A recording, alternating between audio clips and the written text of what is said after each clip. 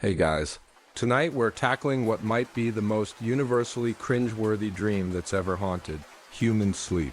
Those absolutely mortifying nightmares where you find yourself standing completely naked in front of everyone you've ever met, desperately trying to cover yourself with whatever's handy while your old math teacher somehow appears to judge every life choice you've ever made.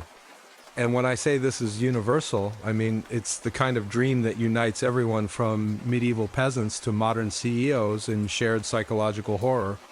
Here's what's wild. Emperors who conquered continents, Nobel Prize winners who unlocked the secrets of the universe. And yes, even that person who bags your groceries at 2 a.m. have all experienced the exact same nightmare about sudden public nudity. It's like evolution programmed us all with the same embarrassment software, and it runs automatically while we sleep. Quick favor before we dive in, if you're genuinely vibing with these late-night explorations into the weird corners of human psychology, hit that like button and maybe subscribe. Only if it actually adds something to your insomniac routine, though. Also, drop a comment about where you're listening from and what ungodly hour it is in your time zone. I'm endlessly fascinated by our global community of people who choose to fall asleep to stories about historical figures having anxiety dreams. Oh, and if you find yourself drifting off somewhere in the middle of this, that's completely intentional. That's literally why we're here. Though fair warning, some of these stories about famous people dealing with dream nudity are so spectacularly awkward that they might actually keep you awake from pure secondhand embarrassment. Tonight we're exploring why this particular dream is hardwired into human psychology, what it reveals about our deepest fears of exposure and judgment, and how everyone from Roman emperors to Renaissance artists has dealt with the psychological aftermath of dreaming about being naked when they really shouldn't be. Because here's the thing about nakedness dreams. They're never actually about being naked. They're about vulnerability, authenticity, fear of judgment, and that terrifying moment when all your carefully constructed social masks get stripped away and people see who you really are underneath. Dreams don't just happen to you, they happen through you, revealing truths about yourself that your waking mind works overtime to hide. Let's start with what might be the most philosophically devastating naked dream in recorded history, the Night Emperor Marcus Aurelius, the most powerful man in the Roman Empire and one of history's greatest Stoic philosophers, had a recurring nightmare about appearing before the Roman Senate, completely naked while trying to deliver his most important speech about virtue and self-control. And when I say this dream devastated him, I mean it literally shook the philosophical foundations of a man who believed that external circumstances couldn't affect a wise person's inner peace. Picture this, it's 170 AD, and Marcus Aurelius is at the absolute height of his power, ruling an empire that stretches from the foggy marshes of northern Britain to the sun-baked deserts of Syria and Egypt. This is a man who literally wrote the book on Stoic philosophy. His Meditations would become one of the most influential works of ancient philosophy. He believed that external circumstances couldn't affect a wise person's inner peace, that true strength came from accepting whatever fate threw at you, and that maintaining dignity was possible regardless of what life decided to dump on your head. But starting in the autumn of 170 AD, during what should have been a period of triumph after successful military campaigns against Germanic tribes along the Danube frontier, Marcus began having the same humiliating nightmare every single night for 3 weeks straight. And we know about these dreams because Marcus, being the introspective philosopher that he was, wrote about them in his private journals, the same journals that would later become the Meditations, the philosophy students still study today. In his dream, Marcus would be standing before the Roman Senate in the most important political moment of his reign, preparing to deliver a crucial speech about military strategy, imperial governance, and the philosophical principles that should guide Roman leadership. This wasn't just any speech. This was his grand address about how Stoic virtue could create a more just and rational empire, how philosophical wisdom could solve practical political problems, and how personal discipline could inspire public order. The dream always started perfectly, like something out of a propaganda fresco. Marcus would be wearing his most magnificent purple toga, the trabea, which was the special ceremonial garment that only emperors were allowed to wear. This wasn't just clothing. It was the physical symbol of imperial authority that commanded immediate respect and reverence from every Roman citizen. The purple dye alone cost more than most people earned in a lifetime, and the garment was so sacred that touching it without permission was considered treason. Marcus would feel confident, prepared, intellectually sharp, ready to demonstrate the kind of philosophical leadership that had made him legendary throughout the known world. He was about to deliver what he believed would be his defining speech, the address that would establish Stoicism as the guiding philosophy of Roman imperial policy for generations to come. But then, just as he began speaking about the importance of virtue, discipline, and maintaining dignity in the face of adversity, literally while he was explaining how a wise person remained unaffected by external circumstances, Marcus would suddenly realize that his toga had completely vanished. Not gradually, not slowly slipping off like a normal wardrobe malfunction. It would just be gone, leaving the Emperor of Rome standing completely naked in front of the most important political body in the empire. Now, you have to understand that nudity in Roman culture was complicated. Romans were much more comfortable with the human body than many later cultures. Athletes competed naked. Public baths were social centers where business was conducted and friendships were formed. And artistic depictions of nude figures were common in everything from private homes to public monuments. But there was a crucial, absolutely essential difference between appropriate nudity and inappropriate nudity. And being naked while conducting official imperial business was not just inappropriate, it was catastrophically, career-endingly inappropriate. In Marcus's nightmare, the senators wouldn't just be surprised or mildly amused by this breach of protocol. They would be genuinely horrified, scandalized in ways that would shake the foundations of imperial authority. He would watch their faces transform from respectful attention to shock, then to barely concealed laughter, and finally to the kind of political calculation that senators were famous for wondering how they could use this embarrassing moment to advance their own careers and undermine imperial authority.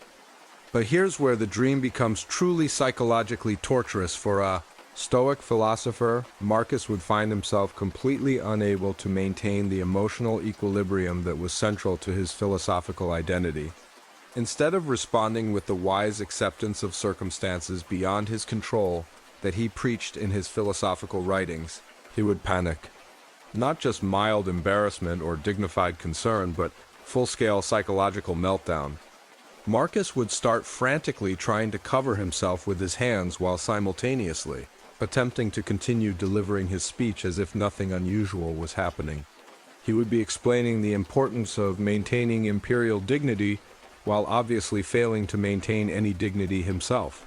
He would be discussing the virtue of accepting fate's challenges while clearly not accepting his current fate at all.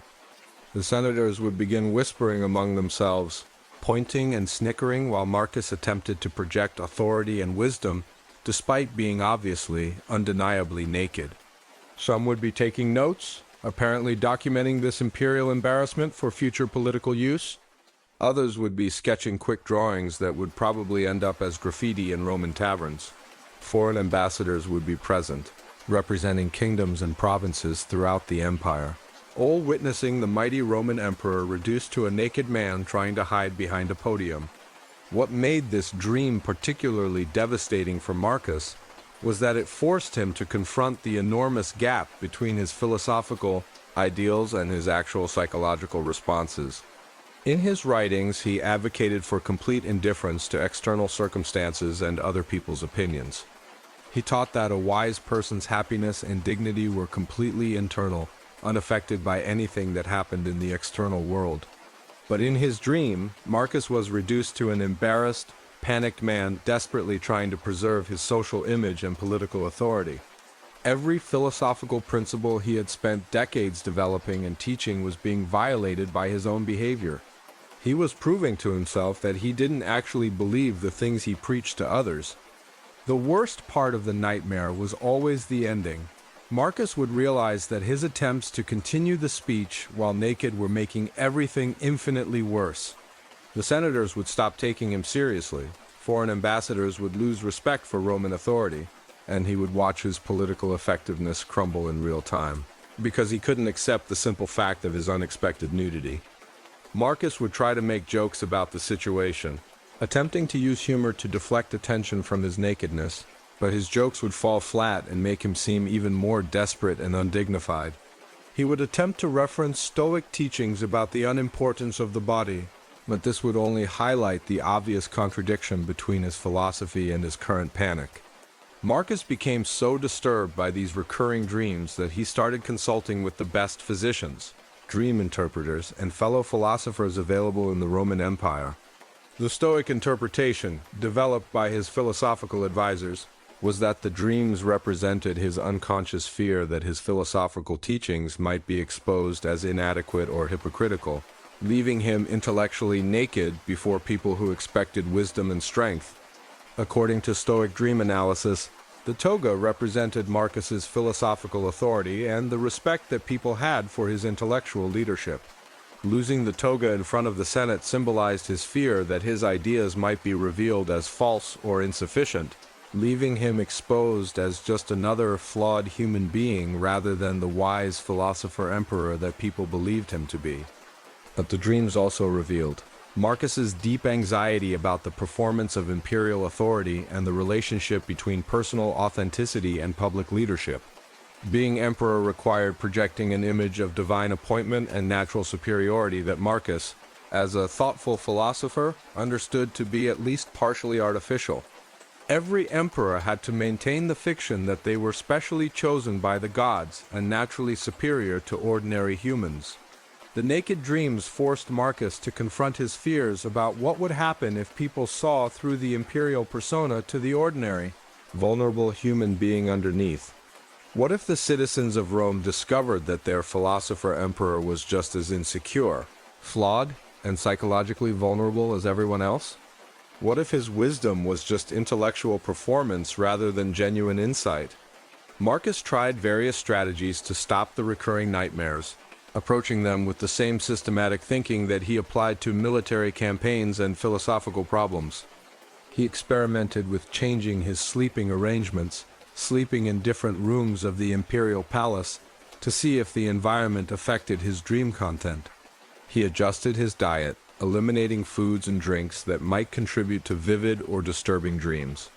Marcus also began practicing different types of meditation before bedtime, using Stoic mental exercises designed to cultivate emotional tranquility and acceptance of whatever circumstances might arise.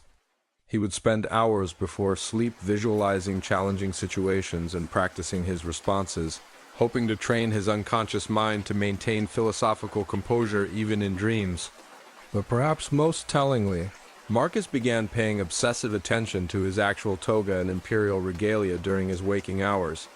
He would check and double-check that his clothing was properly fastened before public appearances, apparently hoping that increased awareness of his garments would prevent dream scenarios where they disappeared. Marcus started having his imperial dresser, a trusted slave named Gaius who had served the imperial family for decades, inspect his toga multiple times before important Senate meetings. He would require detailed reports about the condition of the fabric, the security of the fastenings, and any potential weak points that might lead to wardrobe failures. The emperor also commissioned his court jewelers and tailors to develop new fastening systems for imperial regalia, essentially creating the ancient equivalent of safety pins and backup clothing systems.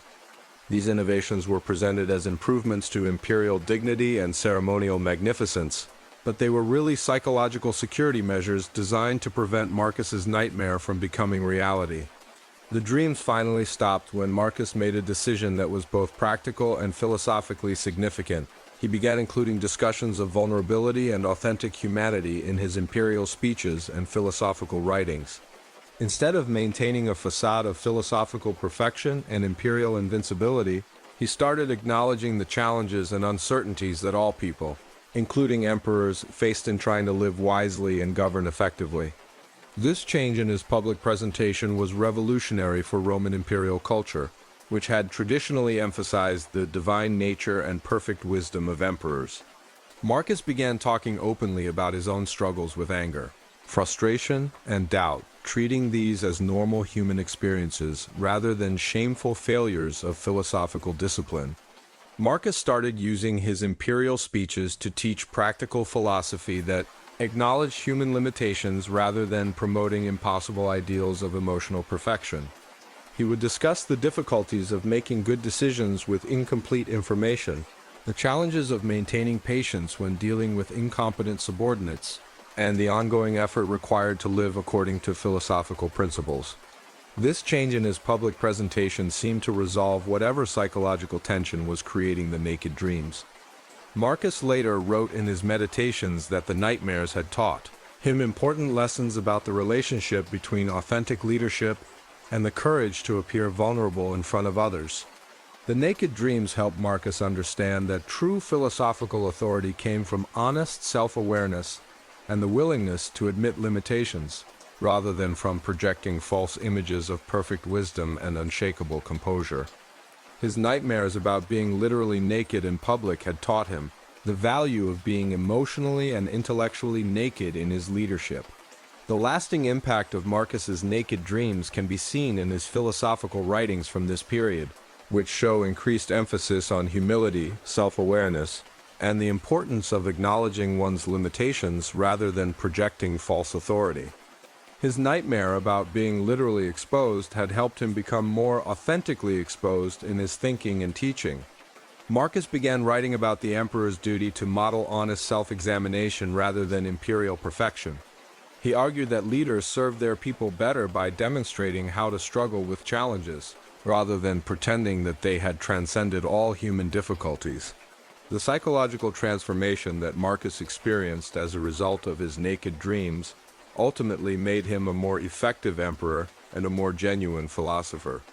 His willingness to acknowledge vulnerability and uncertainty, inspired by his nightmares about physical exposure, created a leadership style that was more relatable and ultimately more powerful than traditional imperial pomposity. Modern historians who have studied Marcus Aurelius's reign note that his most effective policies and philosophical insights came from the period after he experienced these naked dreams. His approach to governance became more collaborative and less autocratic. His philosophical writings became more practical and less abstract, and his relationships with senators and provincial governors became more productive and less formal. The irony of Marcus's situation is that his most embarrassing dreams helped him become the kind of leader and philosopher that he had always aspired to be. By forcing him to confront his fears about exposure and vulnerability, the nightmares taught him that authentic authority came from honesty, about human limitations rather than from maintaining artificial facades of perfection. When your dreams about losing your clothes in public force you to develop more authentic and effective approaches to leadership and philosophy, you're experiencing a form of psychological growth that transforms embarrassment into wisdom. Marcus Aurelius's naked dreams show us how personal vulnerability can become a source of strength when it's processed with intelligence and courage.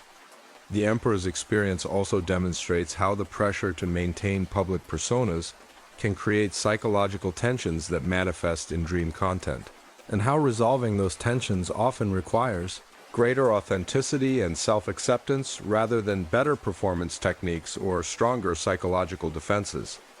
Marcus Aurelius's naked dreams ultimately contributed to making him one of history's most admired leaders and philosophers, proving that sometimes our most embarrassing psychological experiences can guide us toward our most important personal and professional breakthroughs.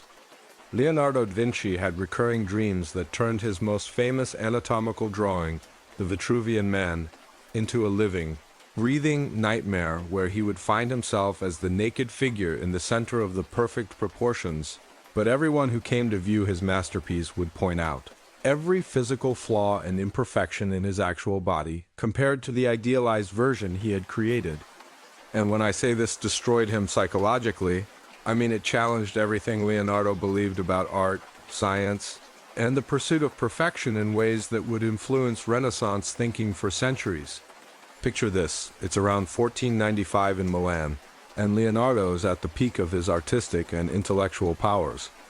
He's working for Ludovico Sforza, painting The Last Supper, designing military fortifications, studying human anatomy through illegal dissections, and basically trying to understand everything about how the universe works. This is a man who embodies the Renaissance ideal of the universal genius, artist, scientist, engineer, inventor, and philosopher all rolled into one extraordinary mind. Now, you have to understand that Leonardo was absolutely obsessed with human anatomy and the pursuit of physical perfection in art. This wasn't just casual interest or professional necessity. This was borderline pathological devotion to understanding exactly how muscles, bones, tendons, and organs work together to create the perfect human form. He had dissected dozens of corpses, many obtained through questionable means from hospitals and morgues, spending countless hours with dead bodies to understand how living bodies should look. Leonardo had filled hundreds of pages with anatomical drawings that were more accurate than anything, produced by trained physicians of his era. He understood the mechanics of breathing, the circulation of blood, the function of muscles and joints, and the proportional relationships that created physical beauty. He had spent years developing mathematical formulas for ideal human proportions, measuring countless bodies to determine the precise ratios that would create perfect human form. The Vitruvian Man drawing represented the culmination of all this research, his attempt to capture perfect humanity in precise geometric terms. Based on the ancient Roman architect Vitruvius's descriptions of ideal human proportions, Leonardo's drawing showed a man whose body fit perfectly into both a square and a circle, representing the harmony between human form and universal mathematical principles. But starting around 1495, Leonardo began having dreams where he would find himself posing as the living version of his famous drawing, arms outstretched, legs positioned in the perfect stance, completely naked in the center of the geometric forms, while crowds of art critics, fellow artists, and wealthy patrons would come to examine his work by examining his actual body. In these nightmares, Leonardo would be frozen in the Vitruvian pose, while viewers would walk around him with measuring tools, calipers, rulers, and geometric instruments, comparing his actual body to the mathematical perfection he had drawn. And here's where it gets psychologically devastating. They would point out every single deviation from ideal proportions that his real, human, imperfect body displayed. The dream viewers weren't casual observers or ignorant critics. They were the most important artistic and intellectual figures of Renaissance Italy. Michelangelo would appear in the dream to critique Leonardo's muscle definition, pointing out that his arms weren't as powerful as those in the drawing, that his chest lacked the heroic development of true classical sculpture, and that his overall physical presence was disappointingly ordinary compared to the godlike figure he had created on paper. Wealthy Medici family members would examine Leonardo's proportions with the same critical attention they brought to evaluating expensive artwork, expressing disappointment that the great Leonardo couldn't even live up to his own artistic standards. They would measure his arm span against his height, compare his facial features to classical ideals, and generally treat him like a defective sculpture that had failed to meet quality standards. Brunelleschi, the great architect who had solved the engineering problems of the Florence Cathedral dome, would appear in Leonardo's dream to deliver lectures about the mathematical relationships that should govern perfect human form, using Leonardo's naked body as a negative example of how real humans failed to achieve the geometric harmony that art and architecture could create. What made these dreams particularly humiliating for Leonardo was that the viewers weren't just pointing out his physical imperfections. They were treating these flaws as evidence that he didn't understand the principles he claimed to have mastered. If the great Leonardo da Vinci couldn't even achieve perfect proportions in his own body, how could he be trusted to create perfect proportions in his art? The psychological torture of these dreams came from Leonardo's realization that he had created an impossible standard of perfection that no real human body, including his own, could actually meet. He had spent so much time pursuing ideal beauty and perfect proportions that he had forgotten that actual human bodies are inherently imperfect, asymmetrical, and flawed in ways that make them human rather than divine. In his nightmare, Leonardo would try to adjust his pose to better match the drawing, But every movement would only reveal new imperfections and deviations from the mathematical ideal. His shoulders weren't quite symmetrical, his legs weren't exactly the same length. His torso didn't perfectly fit the geometric relationships he had calculated. The more he tried to embody perfection, the more obvious his human limitations became. Leonardo would attempt to explain the mathematical principles behind ideal proportions, while standing there naked and obviously failing to embody them himself, creating a situation that was both educationally absurd and personally devastating. He would lecture about the divine harmony of perfect, geometric relationships while serving as living proof that such harmony was impossible in actual human form. The dreams also revealed Leonardo's deeper anxiety about the relationship between artistic creation and personal authenticity. As someone who had built his reputation on technical precision and scientific accuracy, the idea of being exposed as physically imperfect felt like a fundamental challenge to his professional credibility and intellectual authority. Worse yet, the dream critics would begin comparing Leonardo's body not just to his drawing, but to other artistic representations of perfect human form. They would bring out classical sculptures, paintings by rival artists, and anatomical studies by other Renaissance masters, demonstrating that Leonardo's actual body was inferior to virtually every artistic representation of ideal humanity. Michelangelo's David would be wheeled into the dream space for direct comparison, highlighting how Leonardo's relatively ordinary physique paled in comparison to the heroic musculature that sculpture could achieve. Botticelli's Venus would appear to demonstrate perfect feminine proportions that made Leonardo's masculine form seem clumsy and ungraceful by comparison. The dream critics would also bring out Leonardo's own artistic works, his paintings and drawings of idealized, human figures, to show how much better he was at creating perfect bodies on paper than he was at maintaining one in real life. They would hold up his sketches of heroic warriors, beautiful angels and noble saints, all demonstrating the gap between his artistic vision and his physical reality. Leonardo became so disturbed by these Vitruvian man dreams that he started studying his own body more obsessively than he had ever studied his subjects for anatomical research. He would spend hours examining himself in mirrors, measuring his proportions with the same instruments he used for his scientific drawings, and documenting every deviation from the mathematical ideals he had calculated. He discovered, to his horror and fascination, that like all real human beings, he deviated from perfect mathematical proportions in numerous ways. His arm span was slightly less than his height. His face didn't fit the classical golden ratio. His muscle development was uneven from his right-handed tool use, and his posture had been affected by decades of hunching over drawing tables and writing desks. This realization was simultaneously disappointing and liberating for Leonardo. Disappointing because it meant he could never personally embody the perfection he pursued in his art, but liberating because it helped him understand that perfection in art and perfection in life were two completely different things. Art could achieve ideal proportions precisely because it wasn't constrained by the practical limitations and individual characteristics that made real bodies human. The Vitruvian Man dreams eventually inspired Leonardo to begin creating more realistic anatomical studies that showed human bodies as they actually were rather than as mathematical ideals.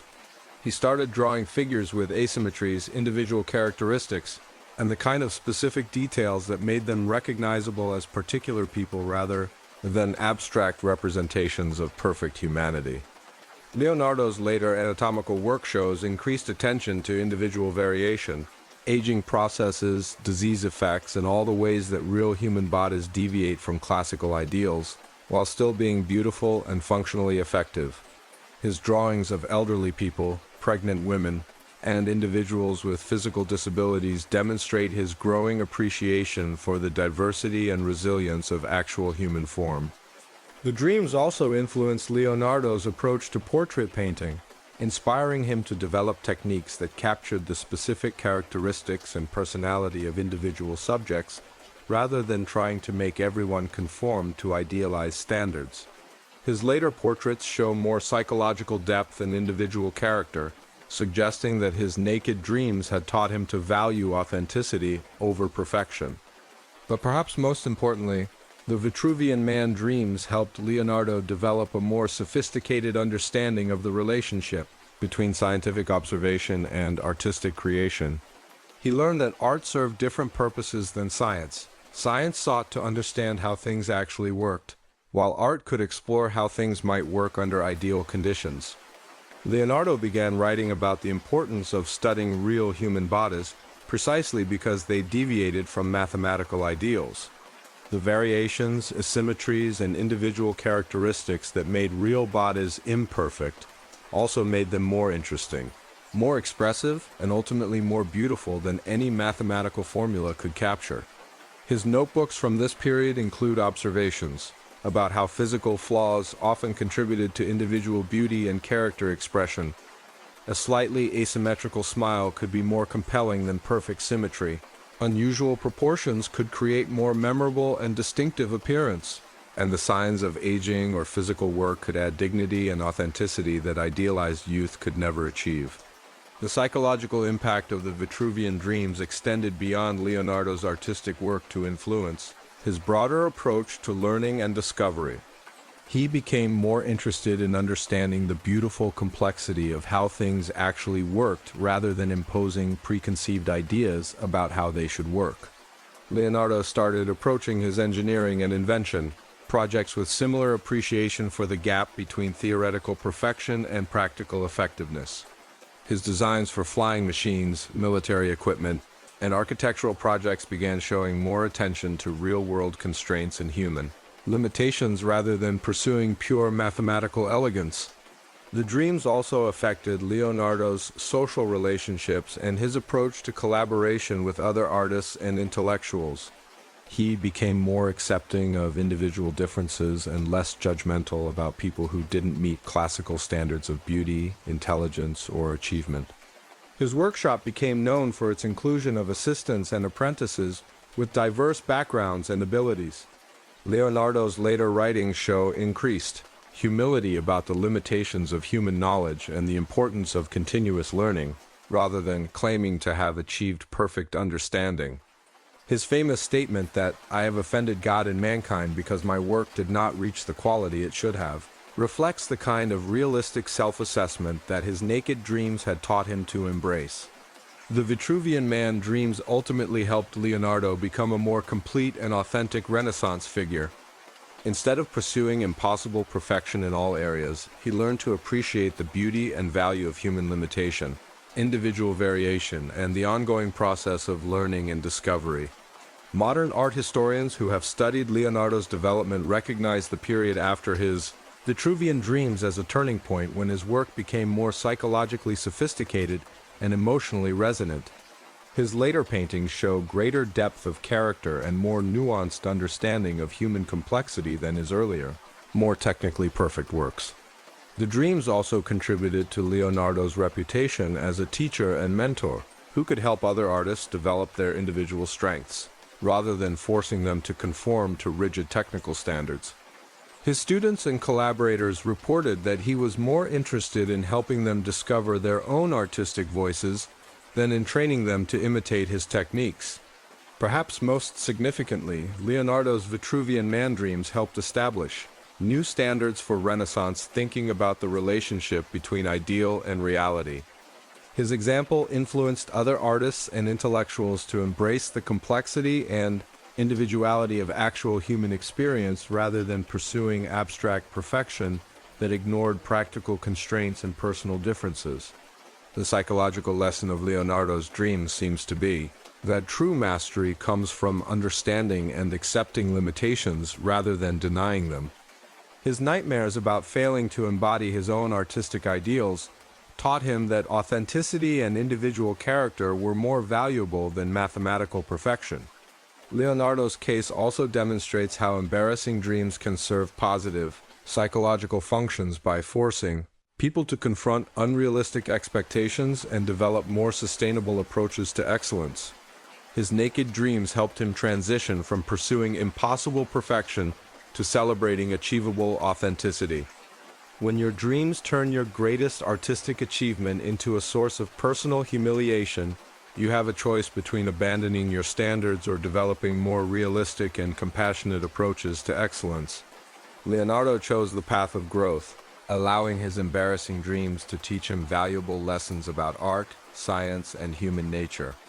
The lasting impact of Leonardo's Vitruvian dreams can be seen throughout Renaissance culture, as other artists and thinkers began adopting his more nuanced approach to the relationship between ideal and reality. His example helped establish traditions of artistic humanism that valued individual character and authentic expression alongside technical perfection.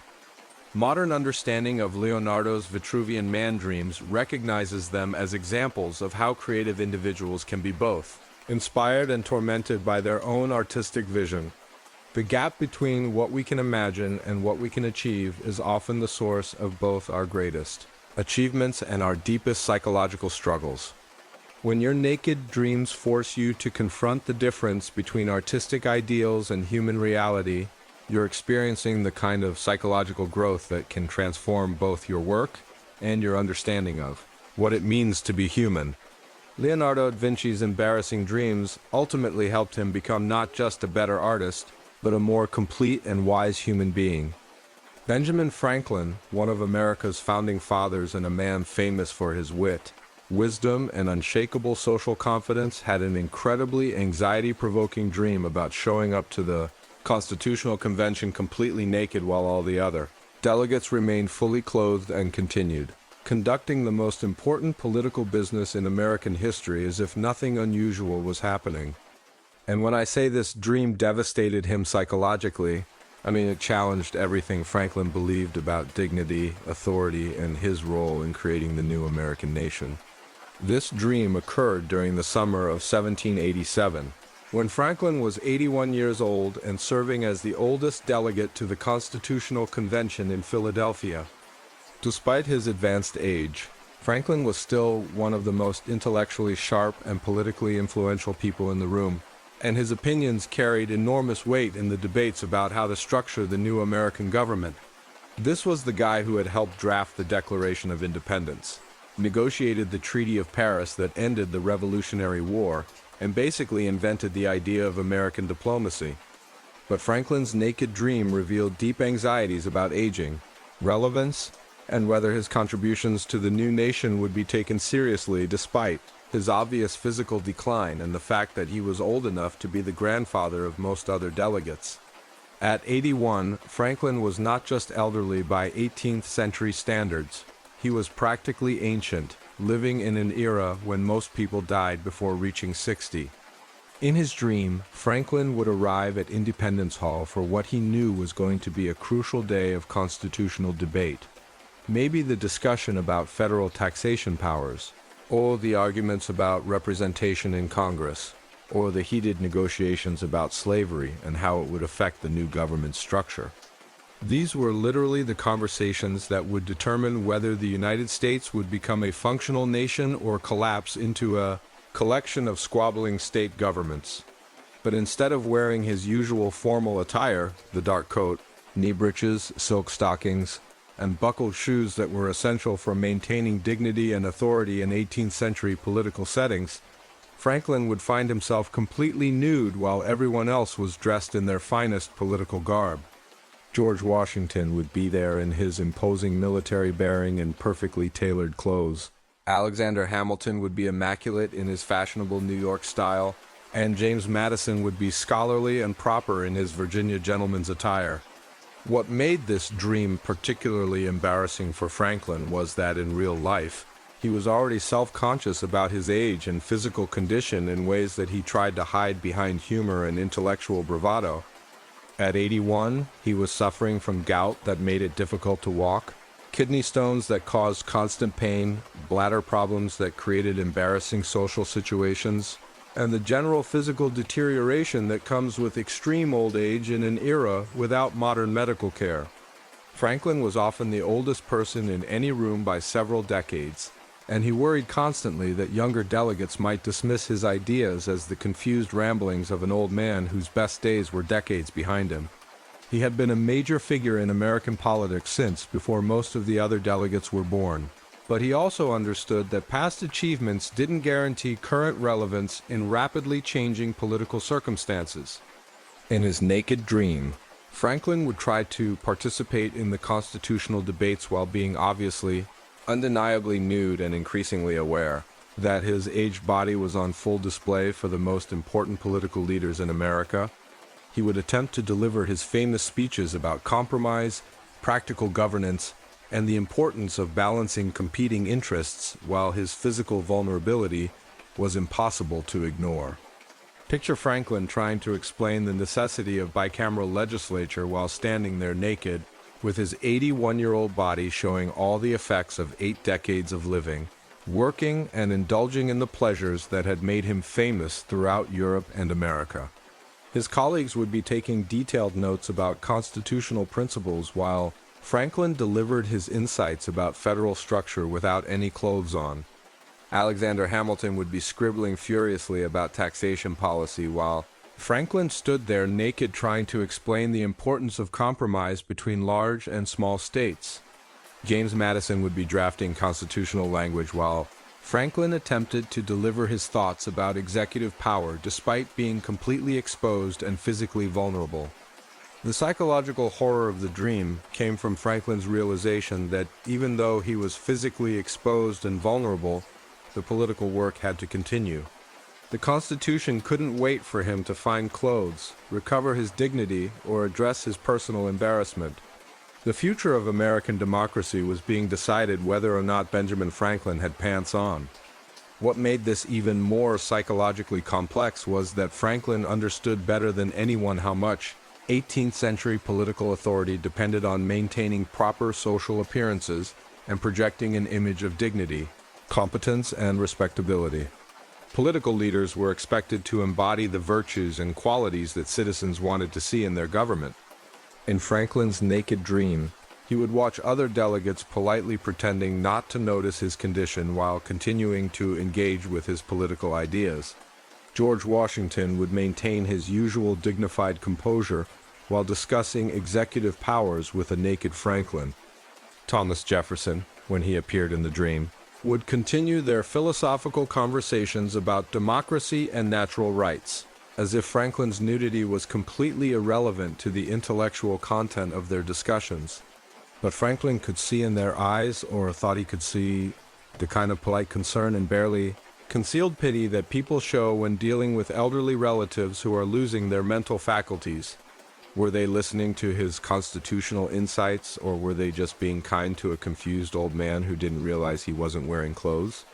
The dream also forced Franklin to confront his deepest fears about becoming irrelevant despite his knowledge and experience. He had been involved in American politics for over 50 years. He had more international diplomatic experience than anyone else in the room, and he understood the practical challenges of governance better than most of the younger delegates who had brilliant theoretical ideas but limited real-world experience. But Franklin also knew that his age and physical condition were making people question whether his mind was still sharp enough for the intellectual demands of constitutional design. Some delegates already whispered that he fell asleep during sessions, that his stories about the old days were becoming repetitive, and that his jokes were sometimes inappropriate for the serious business of nation-building. Franklin became obsessed with this naked dream because it seemed to capture his worst fears about the intersection of physical vulnerability and intellectual authority. He worried that visible signs of aging and physical decline would make people stop taking his political ideas seriously, even though his mind remained sharp and his insights were still valuable. In his dream journals, yes, Franklin kept dream journals because he was curious about everything, including his own psychology. He wrote that the naked Constitutional Convention dreams made him feel like he was stripped of all the dignity that age and experience should command, reduced to the state of a child who knows not that he has wandered into adult company without proper attire. The dream also reflected Franklin's anxiety about legacy and how he would be remembered by history.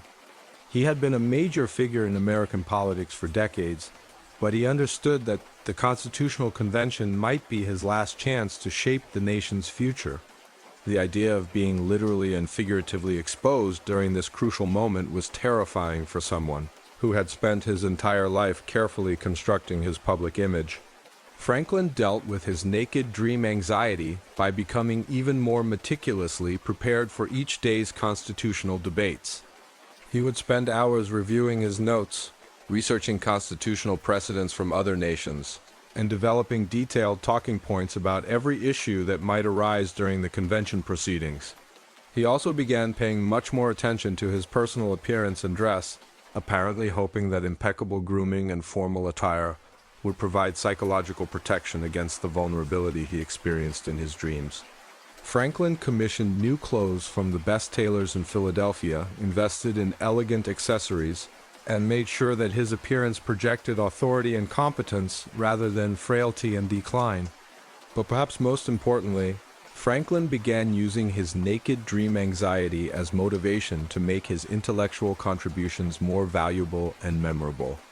If people were going to remember him from the Constitutional Convention, he wanted to be remembered for his wisdom and insights rather than his physical condition. Franklin started developing what became known as his final arguments, carefully crafted speeches that combined all his decades of political experience into concise, memorable statements about the principles that should guide American government. These speeches were designed to be quotable, powerful, and unmistakably Franklin, establishing his intellectual legacy regardless of his physical condition. The most famous of these speeches was Franklin's final address to the convention, where he acknowledged his own uncertainty about whether the Constitution would work, but argued that it represented the best compromise possible given the competing interests and practical constraints facing the new nation. This speech became one of the most quoted statements from the entire Constitutional Convention. Franklin's naked dreams also influenced his approach to mentoring younger delegates, particularly those who seemed to respect his experience and were willing to learn from his insights about practical governance. He began sharing more personal stories about his diplomatic experiences, his observations about human nature, and his thoughts about the challenges that the new government would face. These mentoring relationships helped Franklin feel more confident about his continuing relevance and gave him opportunities to pass along his knowledge in ways that didn't depend on formal political authority or impressive physical presence. He could influence the convention through intellectual legacy rather than just political positioning.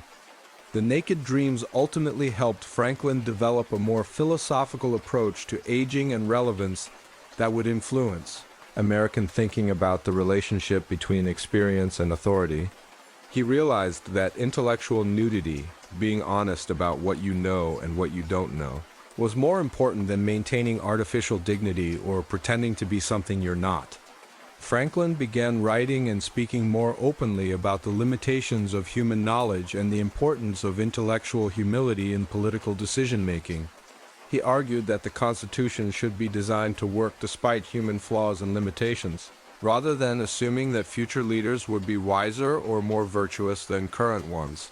This philosophical shift influenced some of the most important aspects of constitutional design, particularly the system of checks and balances that assumes that political leaders will sometimes make mistakes or act from self-interest rather than pure public spirit.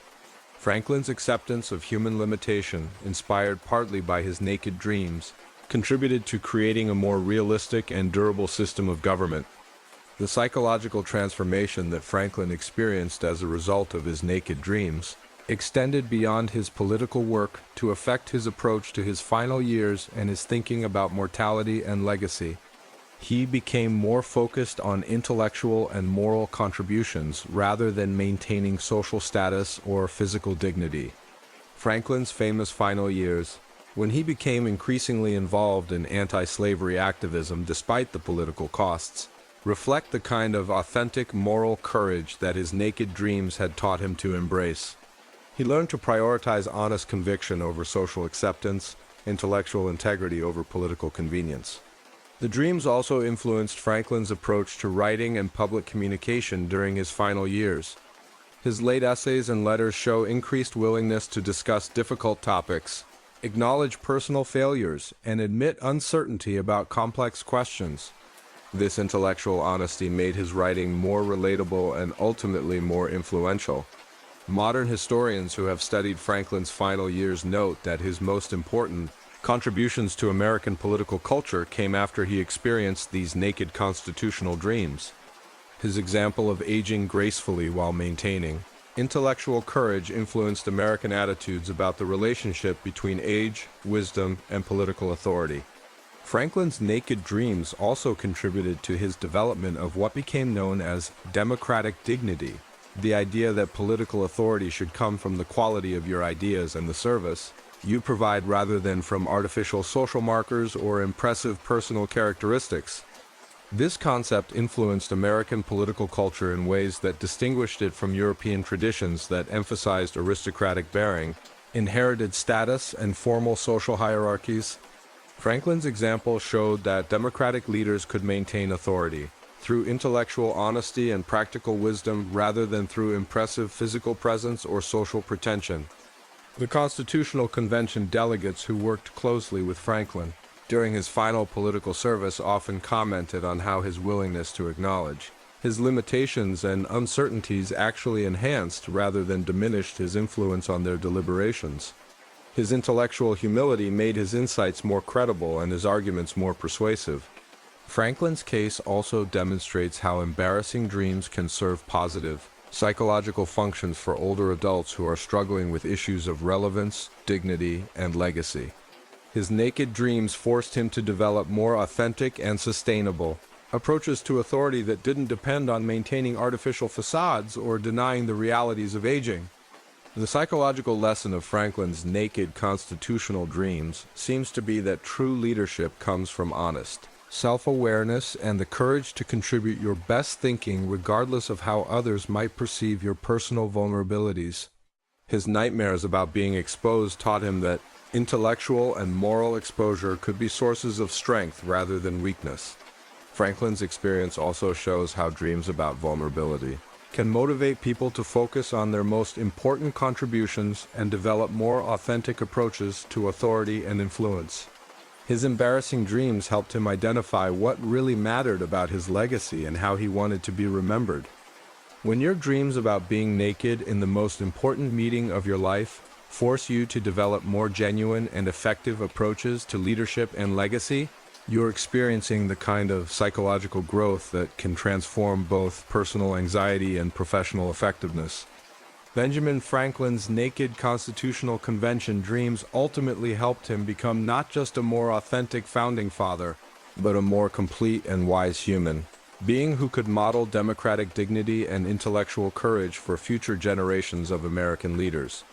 The lasting impact of Franklin's psychological transformation can be seen throughout American political culture, which has generally valued practical wisdom and intellectual honesty over aristocratic pretension and social performance. His example helped establish traditions of democratic leadership that remain influential in contemporary American politics. Modern understanding of Franklin's naked dreams recognizes them as examples of how aging leaders can transform anxiety about declining physical capabilities into motivation for enhanced intellectual and moral contributions. His story provides a model for how to age gracefully in positions of authority, while maintaining relevance and effectiveness. When your most embarrassing dreams teach you the most important lessons about authentic leadership and democratic dignity, you're experiencing the kind of psychological development that can benefit not just yourself but entire political cultures and historical traditions.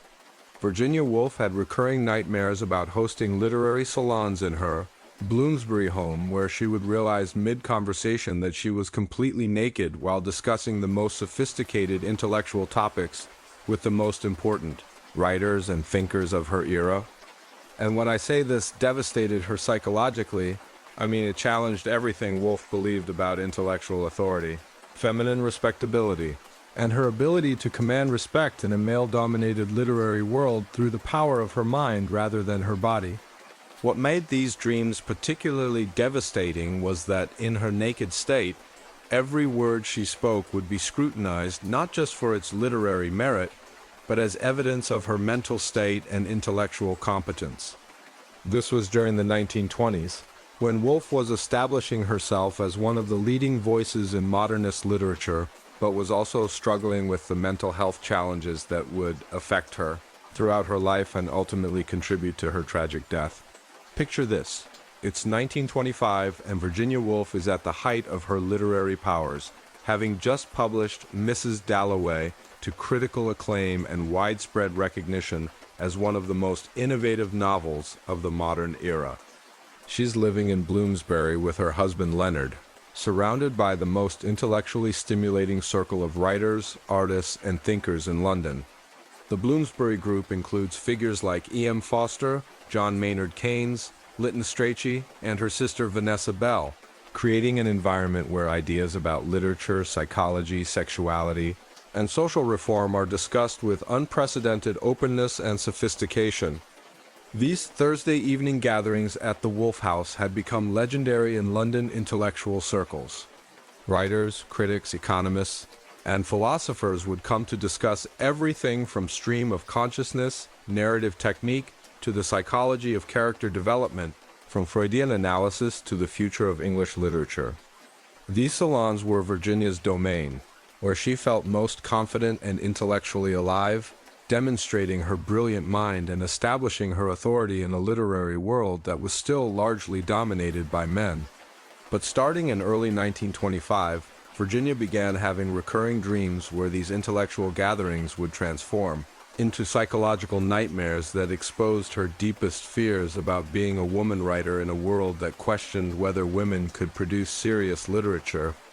In her nightmares, she would be hosting one of her famous Thursday evening gatherings, engaged in exactly the kind of sophisticated literary discussion that made her feel most intellectually powerful and socially confident. The conversations in her dreams would be intellectually stimulating and socially sophisticated, exactly the kind of environment where Woolf felt most capable of demonstrating her literary genius and critical insights. She would be discussing complex theories about consciousness and narrative structure with E.M. Forster, debating the relationship between psychology and character development with Lytton Strachey, or analyzing the social implications of modernist techniques with visiting intellectuals from Cambridge and Oxford. But then, in the middle of a particularly brilliant discussion about stream of consciousness narrative technique or the revolutionary potential of experimental fiction, Woolf would suddenly realize that she was completely nude while everyone else remained properly dressed in their evening attire. The other intellectuals would continue their sophisticated discourse as if nothing unusual was happening, which somehow made her nudity even more humiliating and psychologically devastating. What made these dreams psychologically complex for Woolf was that they seemed to represent her deepest fear that her intellectual contributions would be dismissed or devalued if people could see her psychological vulnerabilities, her struggles with mental illness, and the emotional instability that she worked so hard to hide behind her brilliant literary facade. As a woman writer in a male-dominated literary world, and as someone who struggled with what we would now recognize as bipolar disorder, Woolf felt constant pressure to prove that her mind was as sharp, reliable, and intellectually serious as her male contemporaries. She understood that any sign of mental instability or emotional vulnerability could be used to dismiss her literary work as the product of feminine hysteria rather than serious artistic vision. In her naked dreams, Woolf would try to continue participating in the intellectual discussion while being obviously nude and increasingly self-conscious about her physical and psychological exposure. She would attempt to make brilliant points about literary technique while wondering if everyone was really listening to her ideas or just being polite to a mentally unstable woman who didn't realize she wasn't wearing clothes. The dream participants weren't random literary figures. They were specifically the people whose respect and recognition Woolf most desperately wanted. T.S. Eliot would appear in her dreams to discuss the relationship between tradition and innovation in modern poetry, while Virginia stood there naked, trying to contribute insights about experimental narrative, while worrying that her nudity was undermining her intellectual credibility. James Joyce, whose Ulysses had revolutionized modern fiction, would engage in complex discussions about stream of consciousness technique while Virginia attempted to explain her own innovations in Mrs. Dalloway. all while being completely exposed and vulnerable in ways that seemed to mock her literary achievements. How could she claim to be a serious experimental writer when she couldn't even manage to stay clothed during intellectual conversations? The psychological torture of these dreams came from the way they forced Woolf to confront the impossible double bind that faced women intellectuals of her era. She needed to be taken seriously as a writer and thinker, which required projecting an image of intellectual authority and emotional stability. But she also lived in a society that treated women's minds as inherently suspect, particularly women who showed signs of mental illness or emotional complexity. Woolf's naked dreams revealed her anxiety about the relationship between her private, psychological struggles and her public intellectual authority. She worried that if people knew about her depression, her mood swings, and her periodic mental health crises, they would dismiss her literary work as the product of an unstable mind rather than recognizing it as serious artistic achievement. The dreams also reflected Woolf's complex relationship with authenticity and social performance in her literary career. In her real life, she was known for her wit, intellectual brilliance, and social charm, but she often felt like she was performing a version of herself rather than being genuinely authentic. The constant effort to maintain her literary reputation while hiding her psychological vulnerabilities was exhausting and psychologically damaging. In her dream salons, Woolf would watch the other intellectuals continuing their sophisticated conversations while she stood there naked, wondering whether her nudity was a metaphor for the kind of emotional and intellectual honesty that she both craved and feared. Did she want to be seen fully and authentically, or was she terrified of what people would think if they could see past her carefully constructed literary persona? The naked dreams also forced Woolf to confront her complicated relationship with her own sexuality and the way that being a woman affected how her intellectual work was received. In an era when women writers were often dismissed as being too emotional or too focused on personal relationships rather than universal themes, Woolf understood that her gender was always part of how people evaluated her literary contributions. Being naked in her literary dreams represented not just physical exposure, but also the kind of complete vulnerability that she associated with honest artistic expression. Her greatest literary innovations came from her willingness to explore the inner lives of her characters with unprecedented psychological depth. But this kind of artistic exposure required exactly the kind of emotional risk that her dreams were forcing her to confront. Woolf began writing about these dreams in her private journals, analyzing them with the same psychological insight and literary sophistication that she brought to her fictional characters. She recognized that the nudity represented her fear of intellectual and emotional exposure, and that the continued sophistication of the conversation while she was naked represented her hope that her ideas would be valued regardless of her personal vulnerabilities. Her diary entries from this period show increasing self-awareness about the relationship between her mental health struggles and her artistic creativity. She began to understand that her psychological sensitivity, while often painful and socially challenging, was also the source of her greatest literary insights and innovations. The dreams eventually influenced Woolf's approach to writing, particularly her development of stream of consciousness, technique that attempted to capture the authentic flow of human thought without the usual social filters and literary conventions. In a sense, her naked dreams taught her about the power and vulnerability of psychological honesty in literature.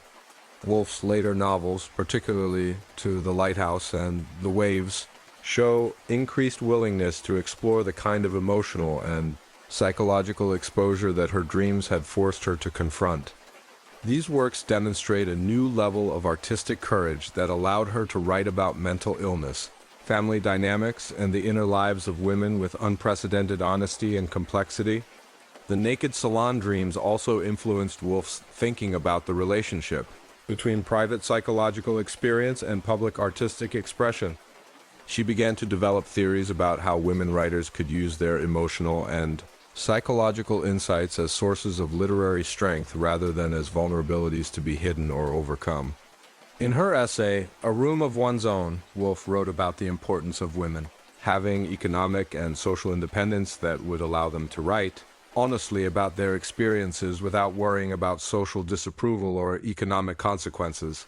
This argument was partly inspired by her naked dreams, which had taught her about the psychological costs of trying to maintain artificial facades while pursuing authentic, artistic expression.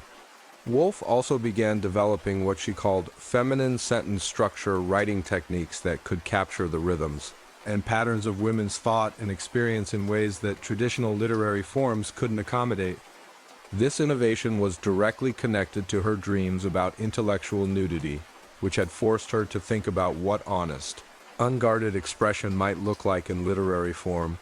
The psychological impact of Woolf's naked dreams extended to her relationships with other women writers and intellectuals. She became more supportive of women who were struggling with similar conflicts between artistic ambition and social expectations, and more willing to discuss the specific challenges that women faced in establishing literary credibility. Woolf's correspondence with other women writers shows increased emphasis on the importance of supporting each other's work and creating alternative literary communities where women's voices could be heard and valued.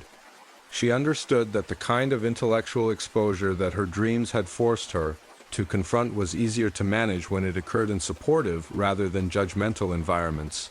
The dreams also influenced Woolf's approach to her own mental health and her willingness to seek help during her periodic psychological crises. Instead of viewing her mental illness as a shameful secret that needed to be hidden, she began to understand it as part of the complex psychological makeup that enabled her artistic insights and literary innovations. Woolf's later writing about mental illness and creativity shows remarkable psychological sophistication and self-awareness that was partly developed through her analysis of her naked salon dreams. She learned to distinguish between the aspects of her psychological sensitivity that enhanced her artistic work and those that were genuinely problematic and needed medical attention. The naked dreams ultimately helped Woolf develop a more integrated approach to her identity as both a woman and a writer. Instead of trying to deny or overcome the aspects of her experience that made her different from male writers, she learned to use those differences as sources of literary strength and innovation. Woolf's influence on later generations of women writers can be traced partly to her willingness to write honestly about the psychological challenges of being a woman intellectual, an honesty that was developed through her analysis of dreams that forced her to confront her fears about exposure and vulnerability. Her example helped establish traditions of women's writing that valued emotional honesty and psychological complexity rather than trying to imitate male literary models that didn't accommodate women's experiences. This literary revolution was partly inspired by dreams that taught her about the relationship between personal vulnerability and artistic authenticity. The psychological insights that Woolf developed through analyzing her naked dreams also influenced her innovative narrative techniques and her exploration of consciousness and time in her novels. Her understanding of how the mind processes vulnerability, exposure, and social anxiety became part of the psychological realism that made her literary work so influential. Modern feminist literary critics who have studied Woolf's development recognize the period after her naked salon dreams as crucial to her evolution. As a writer who could explore women's psychological experience with unprecedented depth and accuracy, her dreams taught her techniques for honest self-examination that she then applied to her fictional characters. The dreams also contributed to Woolf's development of what became known as her androgynous mind theory, the idea that the best writers combine traditionally masculine and feminine psychological qualities, rather than conforming to rigid gender expectations. This theory was partly inspired by her naked dreams, which had forced her to think about how authenticity might transcend conventional social categories. Woolf's naked salon dreams ultimately helped her become not just a more honest and innovative writer, but a more complete and authentic human being who could model new possibilities for women's intellectual and artistic achievement. Her willingness to confront her fears about exposure and vulnerability contributed to literary innovations that influenced generations of writers. The lasting impact of Woolf's psychological transformation can be seen throughout modern literature, particularly in the tradition of women's writing that explores consciousness, mental illness, and the intersection of personal and political experience. Her example showed that psychological vulnerability could be a source of artistic strength rather than weakness. Modern understanding of Woolf's naked dreams recognizes them as examples of how creative individuals can transform anxiety about authenticity and exposure into motivation for artistic innovation and psychological growth. Her story provides a model for how writers can use their personal struggles as sources of literary insight and social understanding. When your dreams about intellectual nudity force you to develop more honest and innovative approaches to artistic expression, you're experiencing the kind of psychological development that can benefit not just your own creative work, but entire literary traditions and cultural conversations about authenticity, vulnerability, and artistic courage. Virginia Woolf's naked salon dreams ultimately contributed to making her one of the most influential writers of the 20th century, proving that sometimes our most embarrassing psychological experiences can guide us toward our most important artistic breakthroughs and personal transformations. Albert Einstein had a recurring dream about presenting his theory of relativity to a conference of the world's most distinguished physicists while completely naked, and discovering that his inability to find clothes was somehow connected to fundamental problems with his understanding of space, time, and the nature of reality itself. And when I say this dream challenged everything Einstein believed about physics and his place in scientific history, I mean it forced him to confront the possibility that his revolutionary theories might be as exposed and vulnerable as his naked body. This dream occurred during the 1920s, after Einstein had already achieved international fame for his revolutionary theories, but was facing increasing scientific criticism and political pressure that threatened to undermine everything he had accomplished.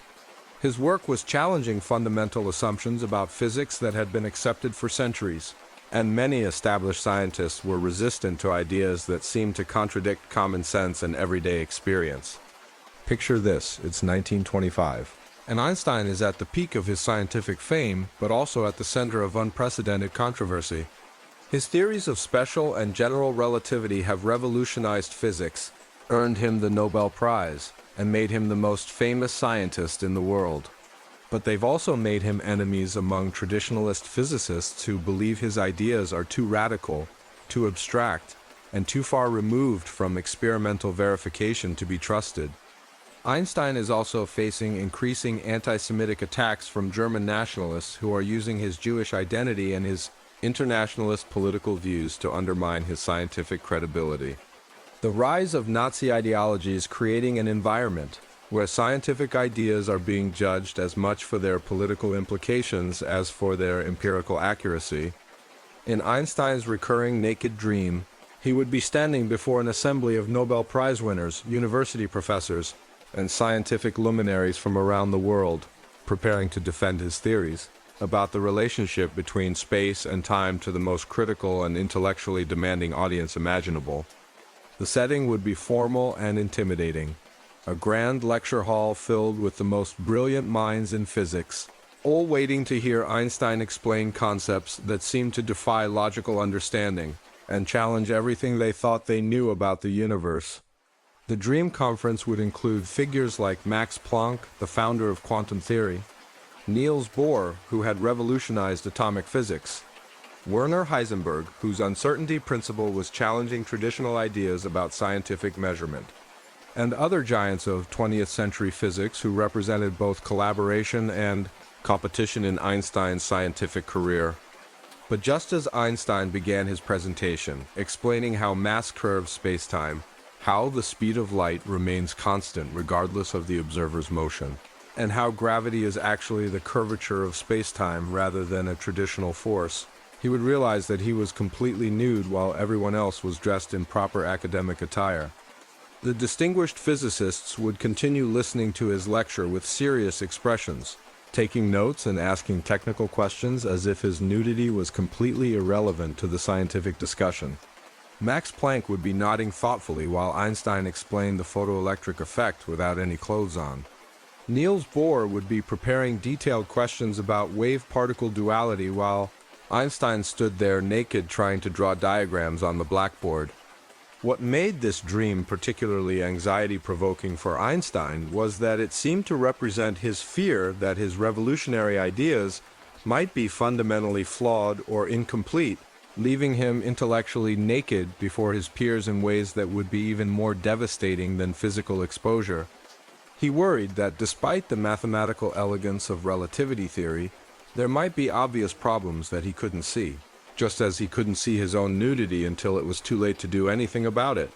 In the dream, Einstein would try to continue his scientific presentation, while being increasingly distracted by his nakedness and the growing awareness that his physical vulnerability might somehow be connected to intellectual vulnerabilities in his theoretical work. He would attempt to explain complex mathematical concepts while wondering if his colleagues were really listening to his theories or just being polite to a brilliant man who had obviously lost touch with reality. The equations that Einstein would write on the blackboard in his dream would start out correctly, but would gradually become more confused and erratic as his anxiety about his nudity increased. The famous E=mc would transform into incomprehensible symbols. His explanations of space-time curvature would become circular and nonsensical, and his responses to questions would reveal gaps in his understanding that he had never noticed before. Einstein would watch his scientific credibility crumbling in real time as his naked presentation revealed not just his physical vulnerability, but also the intellectual weaknesses and theoretical problems that he had been unconsciously suppressing. The audience of distinguished physicists would begin whispering among themselves, taking notes that seemed more focused on documenting his intellectual failures than understanding his scientific insights. The psychological complexity of Einstein's naked dream reflected his position as both an insider and outsider in the scientific community. He was widely recognized as a genius whose theories had revolutionized physics, but his ideas were so radical that they challenged the fundamental frameworks that most physicists use to understand the universe. This left him feeling simultaneously respected and isolated, intellectually confident but socially vulnerable. Einstein's naked dreams also revealed his anxiety about the relationship between scientific truth and social acceptance. His theories were mathematically elegant and empirically supported, but they were also so counterintuitive that many people, including some scientists, found them difficult to accept or understand. He worried that social and political pressure might eventually undermine scientific acceptance of his work regardless of its theoretical merit. The dreams became particularly intense during periods when Einstein was facing criticism from both scientific and political sources. German physicists like Philipp Leonard were organizing campaigns against Jewish physics and promoting Aryan science that rejected relativity theory on racial rather than empirical grounds. These attacks combined scientific disagreement with anti-Semitic prejudice in ways that made it difficult for Einstein to distinguish between legitimate criticism and ideological hostility. In his naked conference dreams, Einstein would sometimes see his scientific critics in the audience, taking notes that he suspected were being prepared for political rather than scientific purposes. He would watch Leonard and other nationalist physicists documenting his intellectual failures while he stood there naked and vulnerable, unable to defend either his scientific theories or his personal dignity. The dream audience would also include international physicists, whose opinions Einstein respected but whose acceptance of his theories was crucial for his scientific legacy. If figures like Max Planck or Marie Curie started to doubt his work, it would represent not just scientific disagreement, but also personal and professional devastation that would affect his ability to continue his research. Einstein's naked dreams forced him to confront the uncomfortable reality that scientific truth and scientific acceptance were not always the same thing. His theories might be correct, but still be rejected for social, political, or psychological reasons that had nothing to do with their empirical accuracy or mathematical elegance. The dreams also revealed Einstein's growing awareness that his scientific work was being evaluated not just as physics, but also as philosophy, politics, and even theology. Relativity theory had implications for concepts of absolute truth, objective reality, and the nature of space and time that extended far beyond technical physics into areas where scientific evidence was less decisive and cultural values were more influential. Einstein dealt with his naked conference dreams by becoming even more focused on the mathematical precision and experimental verification of his theories.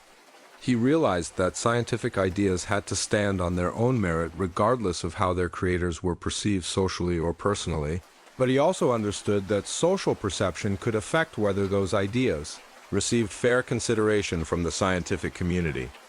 He began developing clearer explanations of relativity that could help non-physicists understand concepts that seemed counterintuitive, but were actually logically consistent and empirically supported. Einstein learned that scientific communication required not just mathematical accuracy, but also psychological sensitivity to the ways that revolutionary ideas challenged people's fundamental assumptions about reality. The naked dreams also influenced Einstein's approach to scientific collaboration and his relationships with other physicists. He became more aware of the political and social dimensions of scientific work, and more careful about how his theories were presented and defended in various cultural and intellectual contexts. Einstein started paying more attention to the pedagogical aspects of physics, developing teaching methods and popularization techniques that could help people understand relativity without requiring advanced mathematical training. He realized that scientific acceptance often depended as much on effective communication as on theoretical sophistication. The dreams also motivated Einstein to become more politically engaged in defending scientific freedom and intellectual independence from ideological interference. He understood that the kind of attacks he was facing represented threats not just to his personal career, but to the principles of rational inquiry and empirical investigation that made scientific progress possible. Einstein's response to his naked dreams contributed to his evolution from a pure theorist into a public intellectual who understood the responsibility that came with scientific fame and the importance of defending scientific principles against political manipulation. His willingness to speak out against Nazi ideology and anti-Semitic science was partly motivated by his understanding that scientific truth required social conditions that protected intellectual freedom. The psychological insights that Einstein developed through analyzing his naked conference dreams also influenced his approach to the philosophical implications of his scientific work. He became more interested in the relationship between scientific knowledge and human understanding, and more aware of the ways that scientific discoveries could challenge people's fundamental beliefs about reality. Einstein's later writings about the relationship between science and religion, science and politics, and science and human values show the influence of his naked dreams and the psychological growth that came from confronting his fears about intellectual vulnerability and social acceptance. The dreams also contributed to Einstein's development of what became known as his unified field theory project, his attempt to develop a mathematical framework that could explain all physical phenomena through a single set of equations. This project was partly motivated by his desire to create a scientific theory that was so mathematically elegant and empirically comprehensive that it would be immune to the kind of ideological attacks that had targeted relativity theory. Einstein's naked dreams ultimately helped him understand that scientific work required not just intellectual courage, but also emotional resilience and the ability to maintain confidence in your ideas despite social pressure and personal vulnerability. His experience taught him that scientific truth often required defending, not just against empirical challenges, but also against political and psychological attacks. The lasting impact of Einstein's psychological transformation can be seen in his approach to scientific education and public communication during his later years. He became one of the first major scientists to recognize the importance of helping ordinary people understand scientific concepts and appreciate the value of rational inquiry for human civilization. Einstein's naked conference dreams also influenced his thinking about the relationship between individual scientific achievement and collective human knowledge. He learned that scientific progress required not just brilliant individual insights, but also social conditions that protected intellectual freedom and encouraged rational discussion of challenging ideas.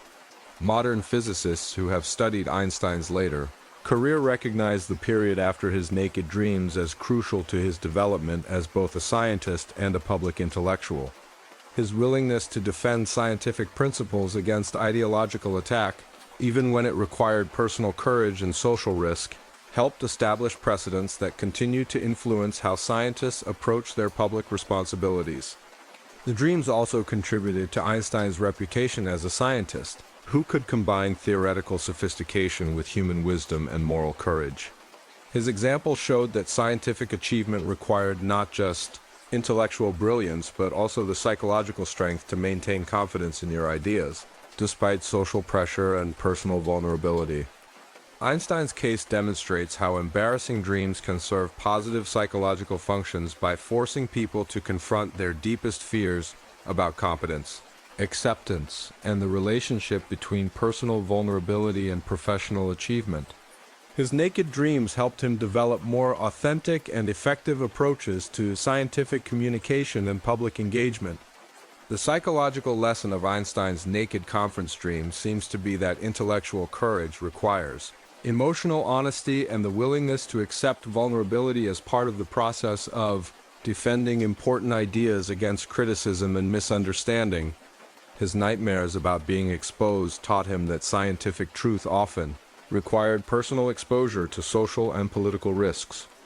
Einstein's experience also shows how dreams about professional vulnerability can motivate people to develop stronger foundations for their work and more effective strategies for communication and collaboration. His embarrassing dreams helped him become not just a better physicist, but also a more complete and wise human being.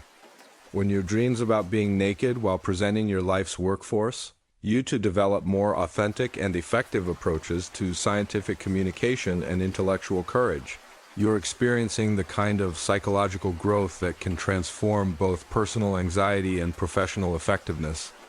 Albert Einstein's naked conference dreams ultimately contributed to making him not just one of the greatest physicists in history, but also one of the most influential public intellectuals of the 20th century, proving that sometimes our most embarrassing psychological experiences can guide us toward our most important contributions to human knowledge and social progress. The lasting impact of Einstein's psychological transformation extends beyond physics to influence how we think about the relationship between scientific truth and social acceptance, individual achievement and collective responsibility, and the courage required to defend rational inquiry against ideological attack. Modern understanding of Einstein's naked dreams recognizes them as examples of how creative individuals can transform anxiety about intellectual vulnerability into motivation for enhanced communication, collaboration, and social engagement. His story provides a model for how scientists can maintain confidence in their work while remaining open to criticism and responsive to the social implications of their discoveries. When your most embarrassing dreams teach you the most important lessons about intellectual courage and scientific communication, you're experiencing the kind of psychological development that can benefit not just your own work, but entire fields of knowledge and human understanding. Einstein's naked conference dreams remind us that even the greatest scientific minds struggle with fears about competence, acceptance, and vulnerability, and that overcoming these fears often requires the kind of personal growth that makes scientists not just better researchers, but also better human beings, who can contribute to the broader project of human enlightenment and social progress. Sigmund Freud, the father of psychoanalysis who spent his career analyzing other people's dreams and convinced the world that everything was secretly about sex, had his own deeply embarrassing naked dreams that he was reluctant to analyze using his own therapeutic methods because they revealed uncomfortable truths about his psychological insecurities and professional anxieties. And when I say this is ironic, I mean it's like finding out that the person who wrote the manual on how to fix cars doesn't know how to change their own oil. Picture this, it's Vienna in the early 1900s and Freud is at the height of his intellectual powers, having just published The Interpretation of Dreams and basically invented the entire field of psychoanalysis. This is a man who's built his entire reputation on the idea that dreams reveal unconscious desires and psychological conflicts, that nothing in the human mind happens by accident, and that every dream symbol has deep meaning that can be decoded through careful analysis. Freud's naked dreams typically involved him giving lectures about dream interpretation to audiences of patients, colleagues, and medical students while gradually realizing that he was completely nude. What made these dreams particularly ironic was that Freud had built his reputation on the idea that dreams revealed unconscious desires and psychological conflicts. But he was reluctant to apply his own analytical methods to his personal dream experiences. In his professional life, Freud was known for his intellectual confidence and authoritative approach to psychoanalysis. He presented his theories about the unconscious mind, sexual repression, and dream symbolism with scientific certainty that convinced patients and colleagues to trust his interpretations of their psychological experiences. But in his naked dreams, Freud would find himself in the vulnerable position of being the analyzed rather than the analyzer. The dreams always started with Freud in his familiar role as the expert, standing before an audience of eager students and curious colleagues, preparing to demonstrate his mastery of dream interpretation techniques. He would be explaining the psychological significance of various dream symbols, discussing the relationship between conscious and unconscious mind, and generally projecting the kind of intellectual authority that had made him famous throughout Europe. But then, as he continued his lecture, Freud would gradually become aware that something was wrong with his appearance. He would notice people in the audience glancing at each other with barely concealed amusement, students whispering and pointing, and colleagues looking embarrassed on his behalf. The realization that he was completely naked would dawn on him slowly, creating a sense of mounting horror as he understood that his professional authority was being undermined by his physical vulnerability. What made these dreams psychologically complex for Freud was how they forced him to confront the gap between his public expertise and his private insecurities. Here was the man who had convinced the world that dreams always meant something significant, having dreams that he preferred not to examine too closely because they might reveal that the great psychoanalyst was just as psychologically vulnerable as his patients. In his naked lecture dreams, Freud would try to continue explaining psychoanalytic theory, while being obviously nude and increasingly aware that his physical exposure was undermining his intellectual credibility. He would attempt to discuss the symbolic meaning of nakedness in dreams while being literally naked himself, creating a situation that was both professionally absurd and personally devastating. The audience in his dreams wasn't composed of random strangers. They were specifically the people whose respect and recognition Freud most desperately wanted. Carl Jung would be sitting in the front row, taking notes about Freud's theories while obviously trying not to look at his naked body. Alfred Adler would be asking probing questions about psychological defense mechanisms while Freud stood there without any defenses of his own. The psychological irony wasn't lost on Freud. Here was the man who had convinced the world that dreams always meant something significant, having dreams that he was reluctant to analyze using his own methods.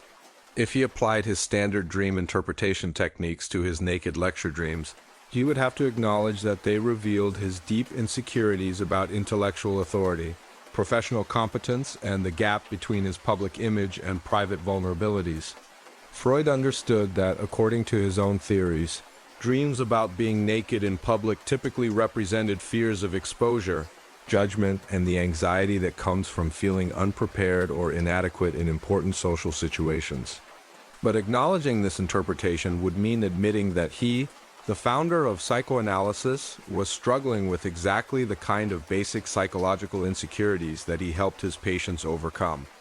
The dreams also revealed Freud's complicated relationship with his own sexuality and his theories about sexual repression.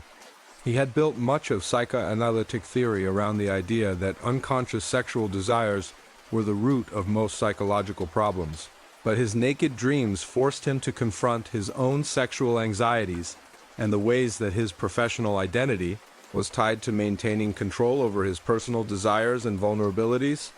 Freud began writing about these dreams in his private journals. But unlike his detailed analyses of other people's dreams, his entries about his own naked dreams were brief, defensive, and lacking in the psychological insight he brought to his professional work.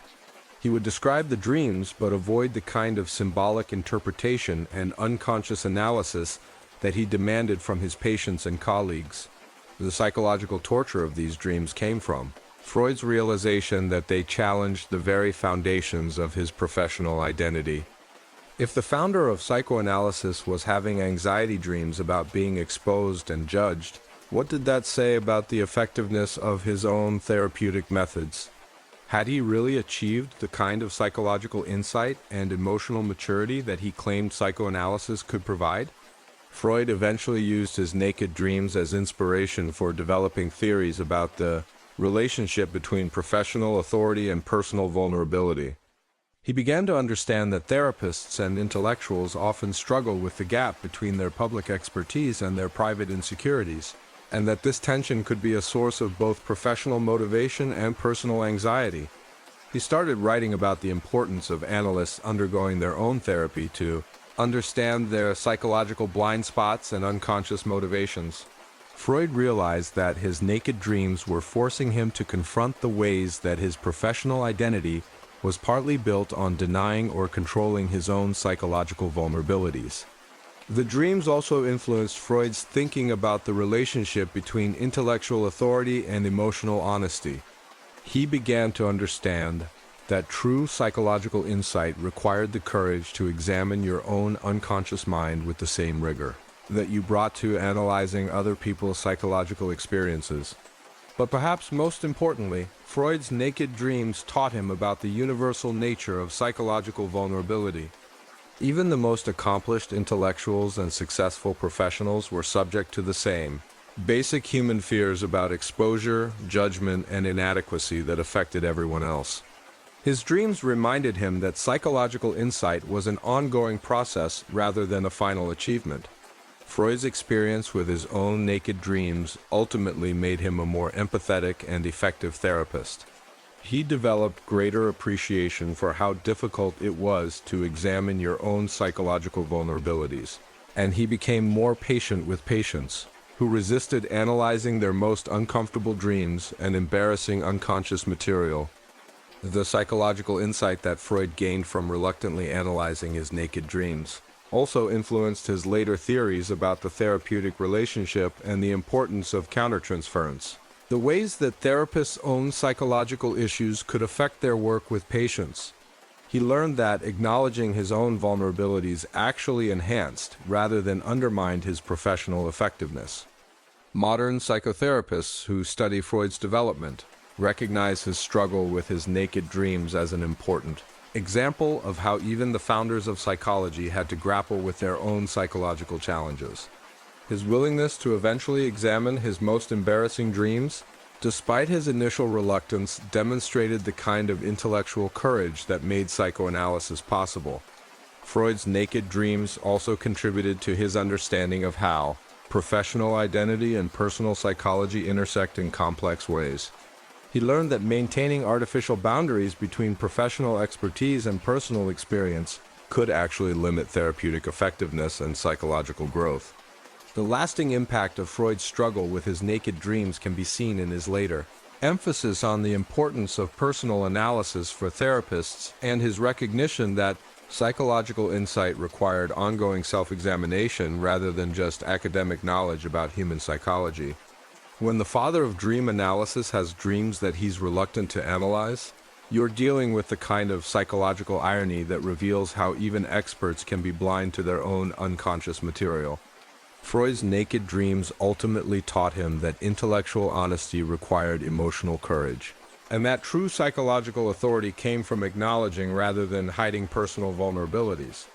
Maya Angelou had recurring dreams about performing poetry readings while naked, but instead of feeling embarrassed, she would discover that her nudity allowed her to connect more authentically with her audience and deliver more powerful, emotionally honest performances. And when I say this challenged everything she believed about vulnerability and artistic expression, I mean it forced her to reconsider the relationship between exposure and authenticity in ways that would revolutionize her approach to writing and public speaking. These dreams occurred during the 1970s, when Angelou was establishing herself as one of America's most important poets and autobiographers following the massive success of I Know Why the Caged Bird Sings. She was performing regularly at universities, literary events, and cultural centers across the country, sharing deeply personal stories about trauma, identity, and resilience that required enormous emotional courage and often left her feeling psychologically drained. Picture this. Maya is at the height of her literary powers, but still struggling with the psychological aftermath of childhood, trauma, and the challenges of being a black woman writer in a predominantly white literary establishment. Every public appearance required her to carefully balance authenticity with self-protection, sharing enough of her personal experience to connect with audiences while maintaining enough emotional boundaries to preserve her mental health. In her naked dreams, Angelou would be standing on stage before audiences of students, fellow writers, and community members, preparing to read from her autobiographical works about childhood sexual abuse, racism, and personal growth. These were the performances that had made her famous, but also exposed her to intense public scrutiny and sometimes painful audience reactions. As she began speaking in her dreams, sharing the most vulnerable and emotionally challenging material from her writing, Maya would realize that she was completely nude.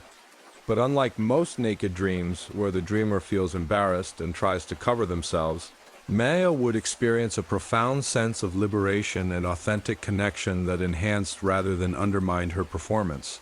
The nudity in her dreams seemed to represent the kind of complete emotional honesty and vulnerability that Angelou brought to her writing and performances, but amplified to a degree that exceeded what was possible in normal social situations. Being literally naked allowed her to be figuratively naked in ways that created unprecedented intimacy and understanding between performer and audience. In these dream performances, Maya would discover that her physical nudity somehow freed her from the social constraints and defensive mechanisms that usually limited how honestly she could discuss her experiences with trauma, racism, and personal healing. Without clothes, she also seemed to be without the psychological armor that normally protected her from fully experiencing and expressing the emotional content of her work. The audience in her naked dreams would respond to her nudity not with shock or judgment, but with increased attention and emotional engagement. Students would lean forward in their seats, obviously moved by the authenticity and courage of her presentation. Fellow writers would take notes not just about her literary techniques, but about her approach to vulnerability and honest storytelling. What made these dreams psychologically significant for Maya was how they challenged her assumptions about the relationship between protection and authentic expression.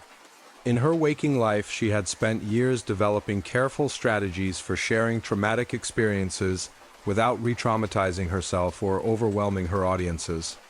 She had learned to maintain emotional boundaries that allowed her to discuss difficult topics while preserving her psychological well-being.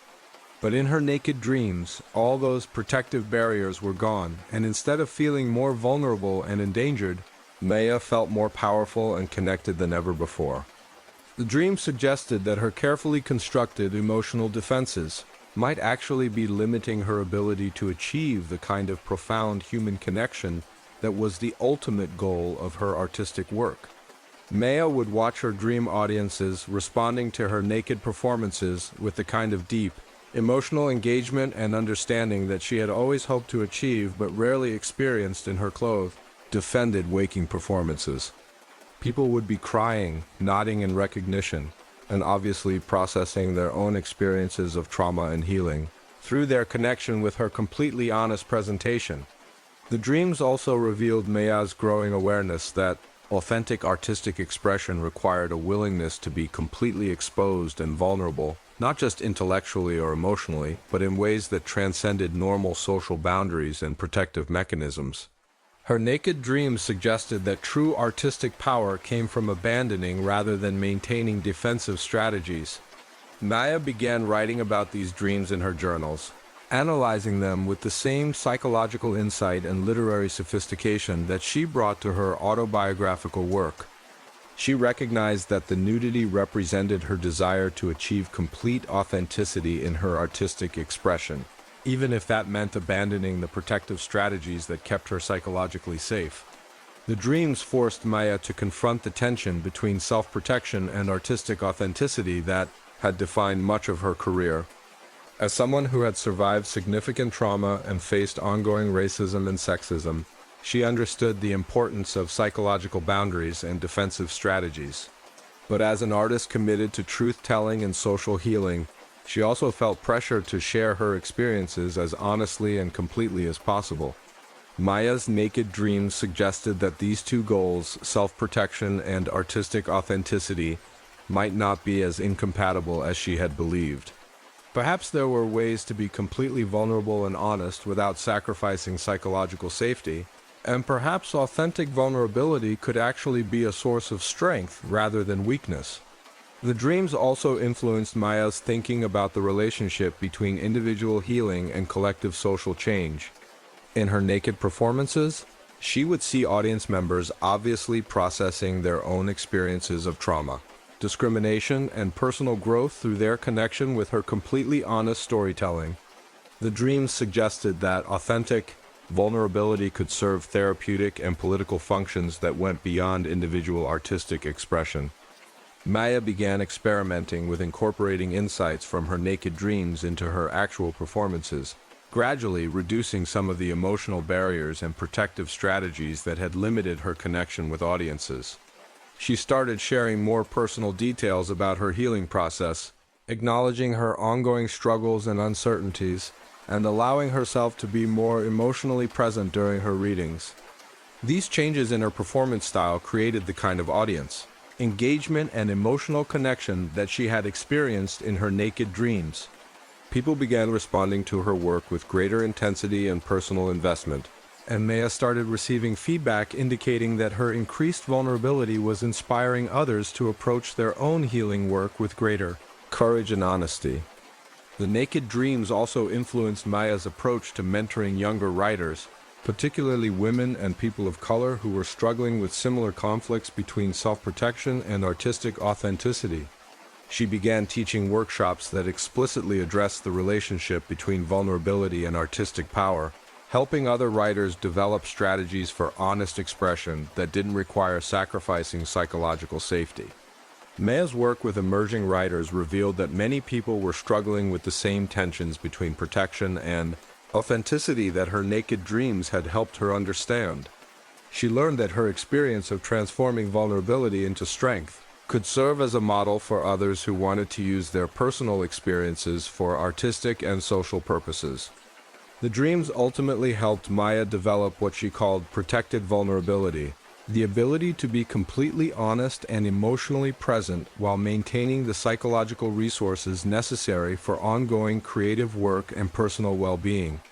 This approach allowed her to achieve the kind of authentic connection she had experienced in her naked dreams without sacrificing her mental health or emotional stability. Maya's later autobiographical works show the influence of her naked dreams in their increased emotional honesty and willingness to explore the most difficult aspects of her experience without defensive distancing or protective euphemisms. Her writing became more direct and emotionally immediate, creating stronger connections with readers who were dealing with similar challenges. The psychological insights Maya developed through her naked dreams also influenced her approach to social activism and her work with civil rights organizations. She learned that authentic leadership required the same kind of vulnerable honesty that she had discovered in her artistic work, and that powerful social change often came from people's willingness to share their personal experiences honestly rather than maintaining protective political facades. Maya's example of transforming vulnerability into artistic and social power influenced generations of writers and activists who learned from her approach to honest storytelling and authentic leadership. Her naked dreams had taught her techniques for powerful expression that she then shared with others who were struggling with similar conflicts between protection and authenticity. Modern trauma therapists and creative writing teachers who study Maya's work recognize her approach to protected vulnerability as an important model for how artists can use personal experiences for healing and social change without re-traumatizing themselves or others. Her naked dreams contributed to developing strategies that many people now use for transforming personal pain into social healing. The lasting impact of Maya's psychological transformation can be seen throughout contemporary literature, particularly in the tradition of autobiographical writing that explores trauma, identity, and healing with unprecedented honesty and emotional depth. Her example showed that vulnerability could be a source of artistic strength rather than weakness. Maya Angelou's naked dreams ultimately taught her that authentic artistic expression required not just intellectual honesty, but emotional courage and the willingness to abandon protective strategies that limited genuine human connection. Her story provides a model for how artists can use vulnerability as a tool for both personal healing and social transformation. When your dreams about performing naked teach you that vulnerability can be a source of power rather than weakness, you're discovering one of the most important secrets of authentic artistic expression and effective social leadership. Maya's naked dreams helped her become not just a better writer, but a more complete and influential human being. Mahatma Gandhi had dreams about conducting his famous hunger strikes while completely naked, and these dreams helped him understand the relationship between physical vulnerability and spiritual strength. That would become central to his philosophy of nonviolent resistance. And when I say this transformed his understanding of protest and political power, I mean it challenged everything Gandhi believed about dignity, authority, and the ways that voluntary suffering could create social change. Gandhi's naked fasting dreams occurred during the 1920s and 1930s, when he was developing the techniques of civil disobedience that would eventually help India achieve independence from British rule. His hunger strikes were powerful political tools that demonstrated his willingness to sacrifice his physical well-being for moral and political principles. But they also created enormous psychological pressure and spiritual challenges that Gandhi was still learning to navigate. Picture this, it's 1930, and Gandhi is at the height of his political influence, having just completed the famous Salt March that captured international attention and demonstrated the power of nonviolent resistance against British colonial rule. His hunger strikes have become legendary throughout India and around the world, inspiring millions of people to join the independence movement and forcing the British government to take Indian nationalism seriously. But Gandhi was also struggling with the spiritual and psychological demands of his political leadership, the responsibility of leading a national independence movement while maintaining his commitment to nonviolence. Truth and spiritual development was creating internal tensions that he was still learning to resolve through meditation, prayer, and philosophical reflection.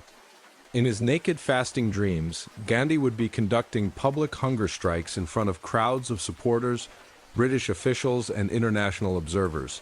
But he would be completely nude rather than wearing his usual simple white clothing. The nudity would represent the complete vulnerability and surrender that he associated with effective nonviolent resistance and spiritual purification. What made these dreams spiritually significant for Gandhi was that they helped him understand how physical exposure and vulnerability could become sources of moral authority rather than weakness. Being naked while fasting represented the ultimate rejection of material concerns and social conventions in favor of spiritual truth and moral principles.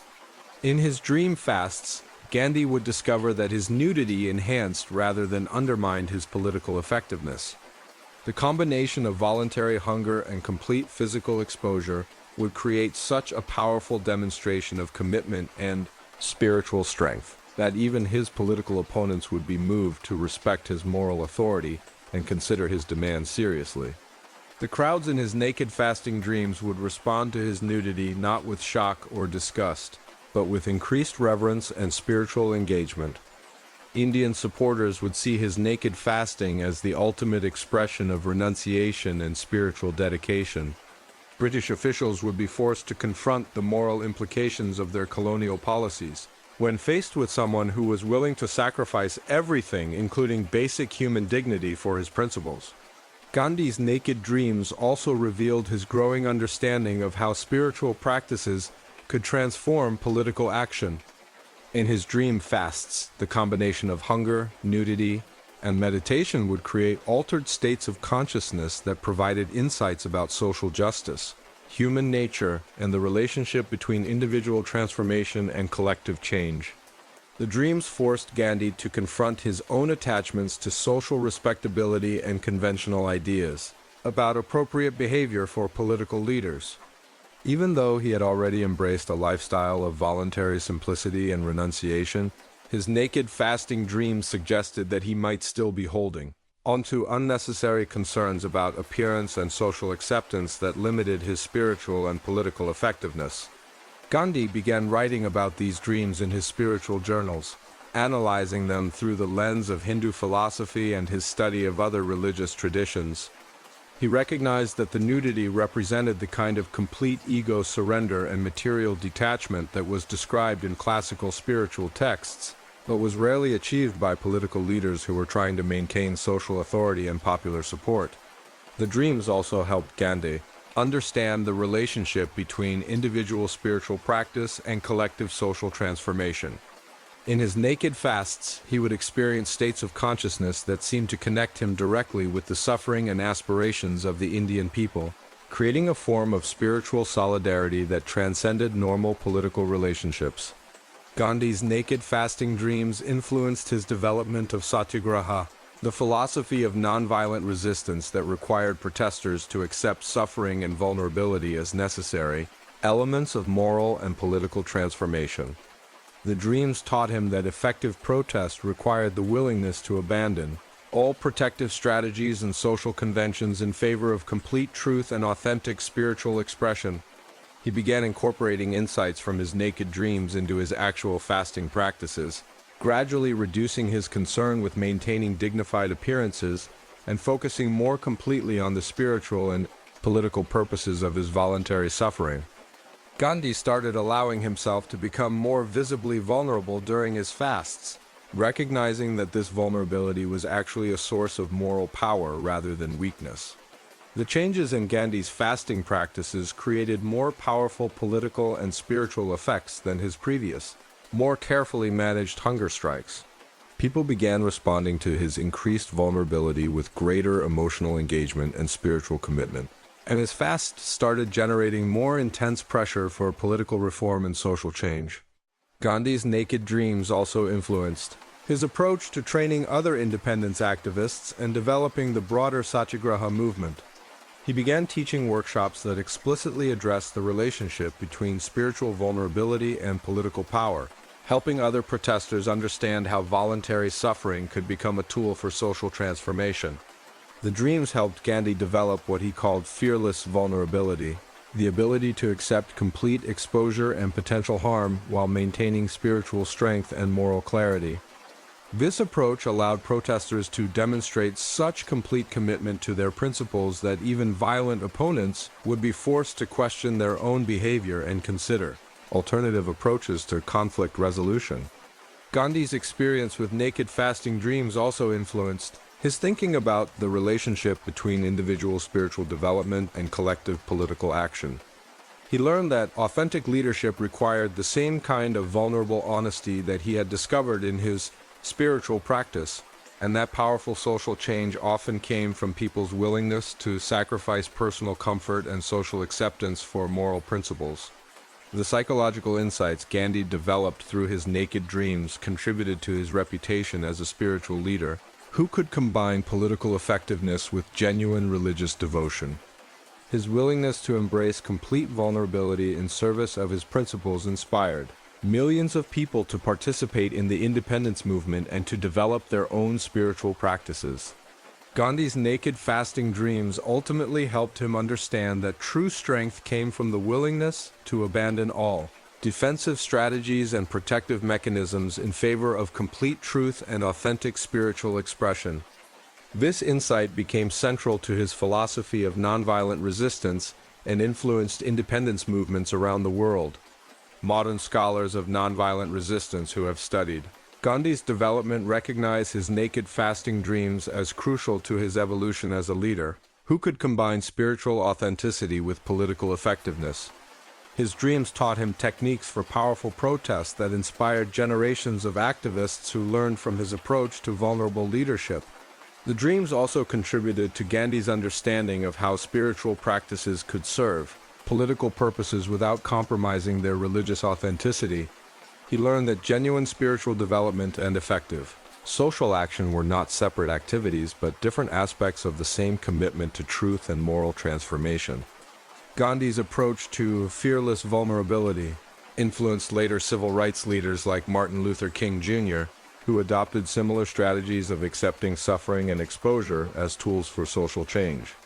The tradition of nonviolent resistance that Gandhi helped establish continues to use insights about the political power of voluntary vulnerability.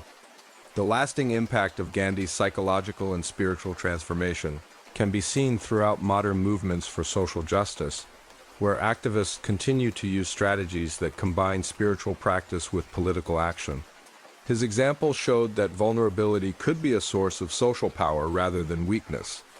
Gandhi's naked fasting dreams also influenced his approach to personal relationships and his understanding of how spiritual leaders could maintain authentic connections with their followers while exercising political authority.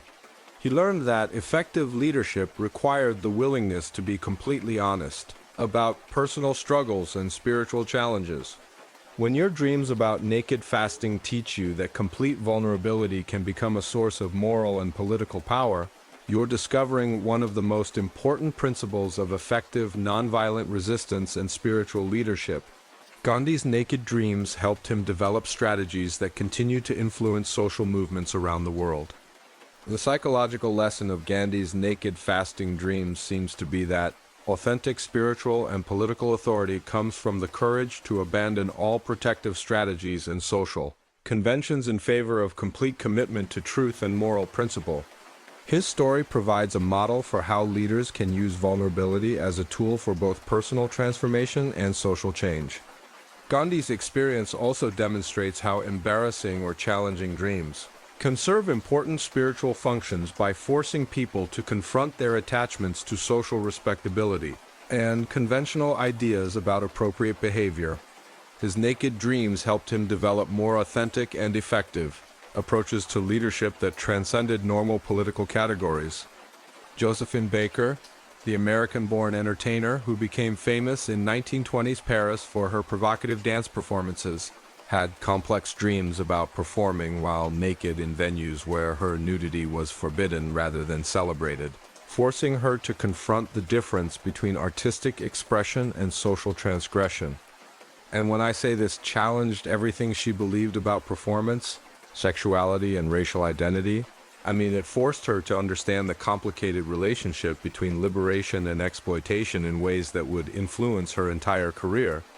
Baker's naked dreams reflected her complicated relationship with her own sexuality, artistic identity, and the racial dynamics that shaped how her performances were received by different audiences.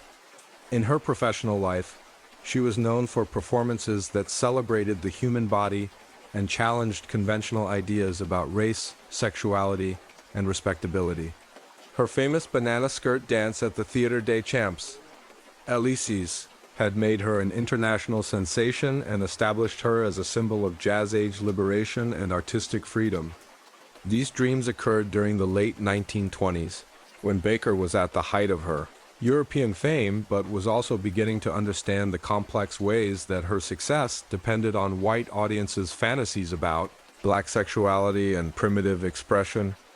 While she was celebrated in Paris as an artistic revolutionary, she was also aware that some of her popularity came from racial stereotypes and sexual objectification that reduced her to an exotic spectacle rather than recognizing her as a serious artist.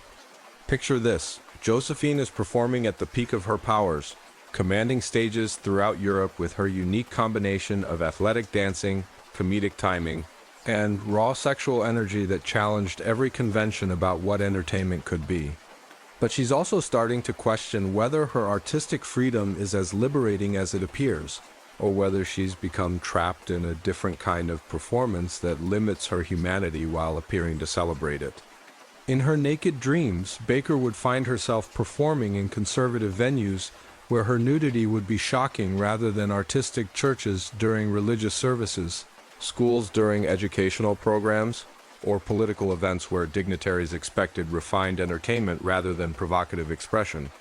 She would be dancing with her usual skill and passion, but the audience would be horrified rather than entertained by her nakedness.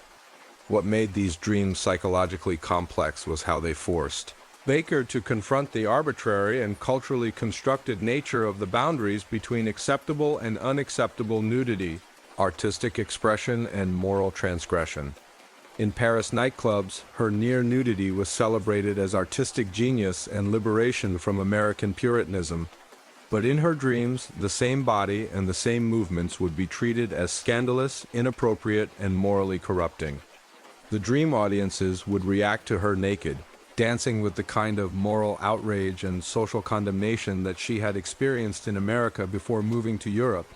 Church congregations would be shocked and offended, school administrators would be calling for her arrest, and political officials would be demanding that she be removed from their events and possibly deported back to America where she belonged. But in her dreams, Baker would continue dancing despite the audience's negative reaction, gradually realizing that their horror and condemnation revealed more about their own psychological limitations than about any inherent problem with her artistic expression. She would understand that the same performance could be interpreted as liberating art, or dangerous transgression, depending entirely on the cultural context and the audience's preconceptions. The dreams also forced Baker to confront her own complicated feelings about the relationship between her artistic success and her racial identity. In Europe, she was celebrated partly because she represented a kind of primitive energy and sexuality that white audiences associated with black culture and African heritage. But Baker understood that this celebration was also a form of objectification that reduced her complex humanity to racial stereotypes. In her naked dreams, Baker would sometimes perform for all-white audiences who would respond to her nudity with the kind of fetishistic enthusiasm that made her feel like an exotic object rather than a human artist. She would watch their faces and realize that they weren't seeing her as an individual performer with her own artistic vision, but as a representative of racial fantasies about black sexuality and natural expression. Other dreams would feature all-black audiences who would be critical of her nudity for different reasons, viewing her performances as degrading to the race and reinforcing negative stereotypes about black women's sexuality and respectability. These dream audiences would represent the kind of moral criticism that Baker faced from some members of the black community who felt that her provocative performances damaged the reputation of black women and undermined efforts to achieve social respectability. Baker's naked dreams forced her to understand that her artistic choices existed within complex networks of racial, sexual, and cultural politics that affected how her work was interpreted regardless of her personal intentions. She couldn't control whether audiences saw her as an artistic revolutionary, a sexual object, or a racial stereotype, but she could become more conscious of these dynamics and more deliberate about how she navigated them. The dreams also revealed Baker's growing awareness that true artistic freedom required not just the ability to express herself honestly, but also the wisdom to understand how that expression would be received and used by different audiences with their own political and psychological agendas. Her naked dreams taught her that performers had responsibilities not just to their own artistic vision, but also to broader communities that would be affected by how their work was interpreted. Baker began using insights from her naked dreams to develop more sophisticated approaches to her career that balanced artistic authenticity with social responsibility. She started being more selective about venues and audiences, choosing performance contexts that would support rather than exploit her artistic vision and her identity as a black woman artist. She also began incorporating more explicit political content into her performances, using her platform to challenge racial stereotypes and promote social justice rather than simply entertaining audiences who might be viewing her through racist or sexist lenses. Baker's later work as a civil rights activist was partly inspired by her naked dreams, which had taught her about the political implications of artistic choices. The dreams influenced Baker's approach to mentoring younger black performers, particularly women who were struggling with similar tensions between artistic expression and social respectability. She began teaching workshops that explicitly addressed the relationship between performance choices and racial politics, helping other artists develop strategies for authentic expression that didn't compromise their dignity or reinforce harmful stereotypes. Baker's naked dreams also contributed to her understanding of how artists could use controversy and transgression as tools for social change rather than just personal expression. She learned that shocking audiences could serve political purposes if it was done thoughtfully and with clear intentions about what kind of change the shock was meant to produce. Her later career shows the influence of her naked dreams in her increased focus on using her artistic platform for civil rights advocacy and international diplomacy. Baker became one of the first entertainers to explicitly connect her artistic work with political activism, refusing to perform for segregated audiences and using her international fame to challenge American racism. The psychological insights Baker developed through her naked dreams also influenced her approach to raising her adopted children from various racial and ethnic backgrounds. She wanted them to understand how cultural context affected identity and expression, and how they could navigate complex social dynamics while maintaining their authentic selves.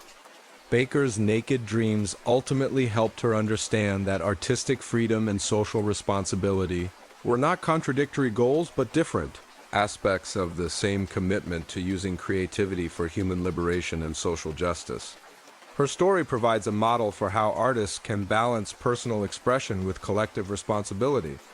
Modern scholars of performance studies and racial politics who have studied Baker's career recognize her naked dreams as crucial to her evolution as an artist who could combine entertainment with activism. Her dreams taught her techniques for navigating the complex relationships between race, sexuality, and artistic expression that continue to challenge performers today. The dreams also contributed to Baker's reputation as a performer who could transcend traditional boundaries between entertainment and social commentary, creating work that was simultaneously artistically innovative and politically significant. Her example influenced generations of artists who learned from her approach to using performance as a tool for social change.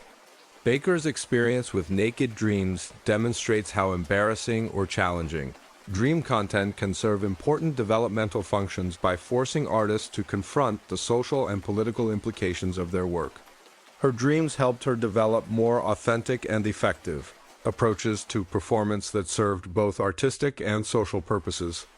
The lasting impact of Baker's psychological transformation can be seen throughout contemporary performance art and activism, where artists continue to struggle with questions about the relationship between personal expression and social responsibility.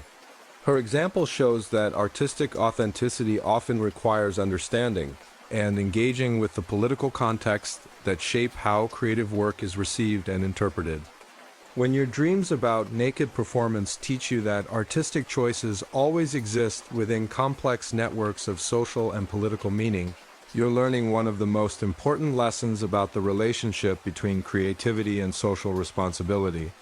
Baker's naked dreams helped her become not just a better performer, but a more conscious and effective advocate for human dignity and social justice. The psychological lesson of Baker's naked dreams seems to be that true artistic freedom requires not just the courage to express yourself authentically, but also the wisdom to understand how that expression affects broader communities and social movements. Her story provides a model for how artists can use their work to challenge injustice while maintaining their creative integrity and personal dignity. Now let's slow down a bit and explore why naked dreams are such a universal human experience, and why they reveal so much about our deepest psychological fears and social anxieties across different cultures and historical periods. Because once you understand the historical and scientific framework behind these dreams, tonight's stories stop seeming like random embarrassing anecdotes and start looking like windows into fundamental aspects of human consciousness and social development.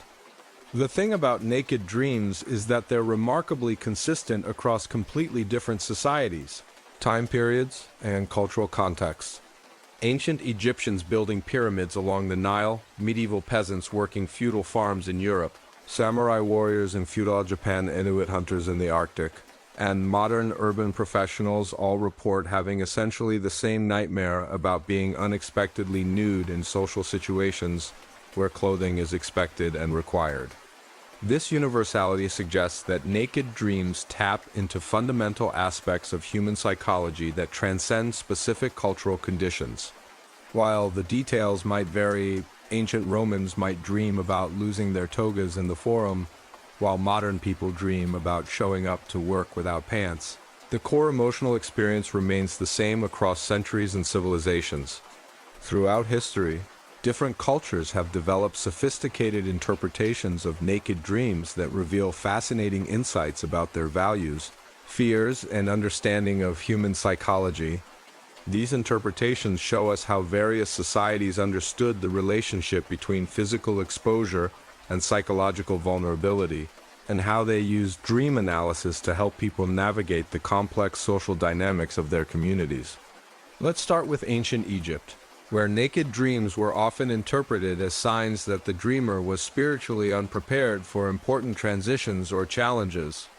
Egyptian dream interpretation texts, some of which survive on papyrus scrolls that are over 4,000 years old, suggest that dreaming about nudity indicated that the person needed to develop greater self-knowledge and spiritual strength before facing upcoming difficulties. The Egyptians didn't see nakedness in dreams as shameful or embarrassing in the way that many later cultures would. Instead, they understood it as a symbol of spiritual vulnerability that required attention and development. The nakedness represented a lack of spiritual armor rather than simple social embarrassment. And Egyptian priests who specialized in dream interpretation would recommend specific rituals and spiritual practices to help people who had recurring naked dreams. Egyptian dream analysis recognized that naked dreams often occurred during periods of major life transitions, before marriage, before taking on new social responsibilities, or before facing significant challenges that would test the dreamer's character and spiritual development. The dreams were seen as divine warnings that encouraged people to prepare themselves more thoroughly for the demands of adult life and social responsibility. What's particularly interesting about Egyptian naked dream interpretation is how it connected physical exposure to spiritual readiness. The Egyptians understood that dreams about being unprepared or unprotected often reflected real anxieties about facing life challenges without adequate inner resources, emotional maturity, or spiritual guidance. Ancient Greek culture had a completely different approach to naked dreams that reflected their more positive attitudes toward the human body and physical expression. In Greek society, nudity was associated with athletics, artistic beauty, and philosophical honesty rather than shame and vulnerability. Greek athletes competed naked in the Olympic Games, artists celebrated the human form in sculpture and painting, and philosophers used metaphors of intellectual nakedness to describe the pursuit of truth. Greek dream interpreters often viewed naked dreams as positive signs indicating that the dreamer was ready to embrace truth, authenticity, and natural human expression. Instead of representing embarrassment or inadequacy, nudity in dreams might suggest that the person was prepared to live more honestly and openly, abandoning social pretenses and artificial constraints in favor of authentic self-expression. The Greeks also connected naked dreams to concepts of heroic courage and moral strength. Heroes in Greek mythology often faced challenges while nude or minimally clothed, representing their willingness to confront dangers without artificial protection or social pretenses. Hercules performed his labors with minimal clothing, emphasizing his reliance on natural strength and courage rather than external armor or weapons. Greek philosophical schools developed sophisticated theories about how naked dreams reflected the soul's relationship with truth and wisdom. Socratic philosophers argued that intellectual nakedness, the willingness to admit ignorance and question assumptions, was essential for genuine learning and moral development. Dreams about physical nakedness might represent the psyche's readiness to abandon false beliefs and defensive thinking in favor of authentic understanding. Medieval European culture brought completely different interpretations to naked dreams that reflected Christian theology and social attitudes toward the body, sexuality, and moral purity.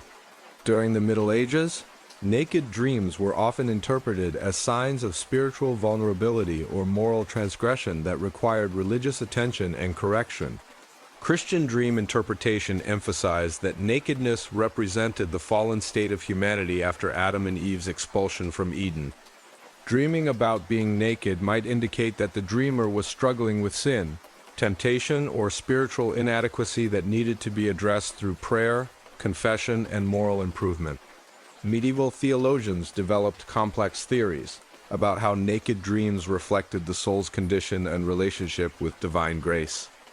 They distinguish between different types of nakedness dreams. Some might represent healthy humility and recognition of human limitations, while others might indicate dangerous pride or spiritual rebellion that required intervention from church authorities. The medieval church also connected naked dreams to concepts of divine judgment and the final resurrection, when all humans would stand before God without earthly pretenses or social disguises. This theological framework gave naked dreams profound spiritual significance that went far beyond simple social anxiety, treating them as opportunities for moral self-examination and spiritual growth. But medieval interpretation also recognized that naked dreams could reflect practical concerns about social status, economic security, and community acceptance. In a society where clothing indicated social rank and economic position, dreams about losing clothes might represent fears about losing social standing or facing economic hardship that would affect the dreamer's position in the community hierarchy. Islamic culture developed sophisticated approaches to naked dream, interpretation that emphasized the relationship between physical modesty and spiritual development. Islamic dream interpretation traditions recognize that dreams about nudity often reflect concerns about maintaining appropriate boundaries between public and private aspects of life, and about preserving the dignity and respect that are essential for healthy social relationships. In Islamic interpretation, naked dreams might indicate that the dreamer needs to pay more attention to issues of modesty, privacy, and respectful social interaction. The emphasis isn't on shame or guilt, but on developing greater awareness of how personal behavior affects community harmony and spiritual development. Islamic scholars also recognize that naked dreams could represent positive spiritual states, the stripping away of ego, attachments, and material concerns that allows for more direct connection with divine truth. The key was understanding the context and emotional tone of the dream to determine whether the nudity represented spiritual vulnerability that needed protection or spiritual liberation that should be celebrated. The Sufi mystical tradition within Islam developed particularly nuanced approaches to naked dream interpretation, recognizing that spiritual development sometimes required abandoning social conventions and ego protections in favor of complete surrender to divine will. Naked dreams might represent the soul's readiness to transcend ordinary social identity in favor of direct spiritual experience. East Asian cultures, particularly in China and Japan, developed dream interpretation systems that emphasized the relationship between naked dreams and social harmony, family obligations, and the maintenance of proper relationships within hierarchical social structures. Confucian philosophy influenced how nakedness in dreams was understood as potentially disruptive to social order and family honor. Chinese traditional medicine recognized dreams as important sources of diagnostic information about both physical and psychological health, and naked dreams were often interpreted as signs of imbalanced energy or emotional disturbance that required treatment through acupuncture, herbal medicine, or lifestyle changes. But Chinese dream interpretation also recognized that naked dreams could represent positive developments, the shedding of artificial constraints and social pretenses that prevented authentic self-expression and spiritual growth. The key was understanding whether the nakedness in dreams represented healthy natural expression or problematic social transgression.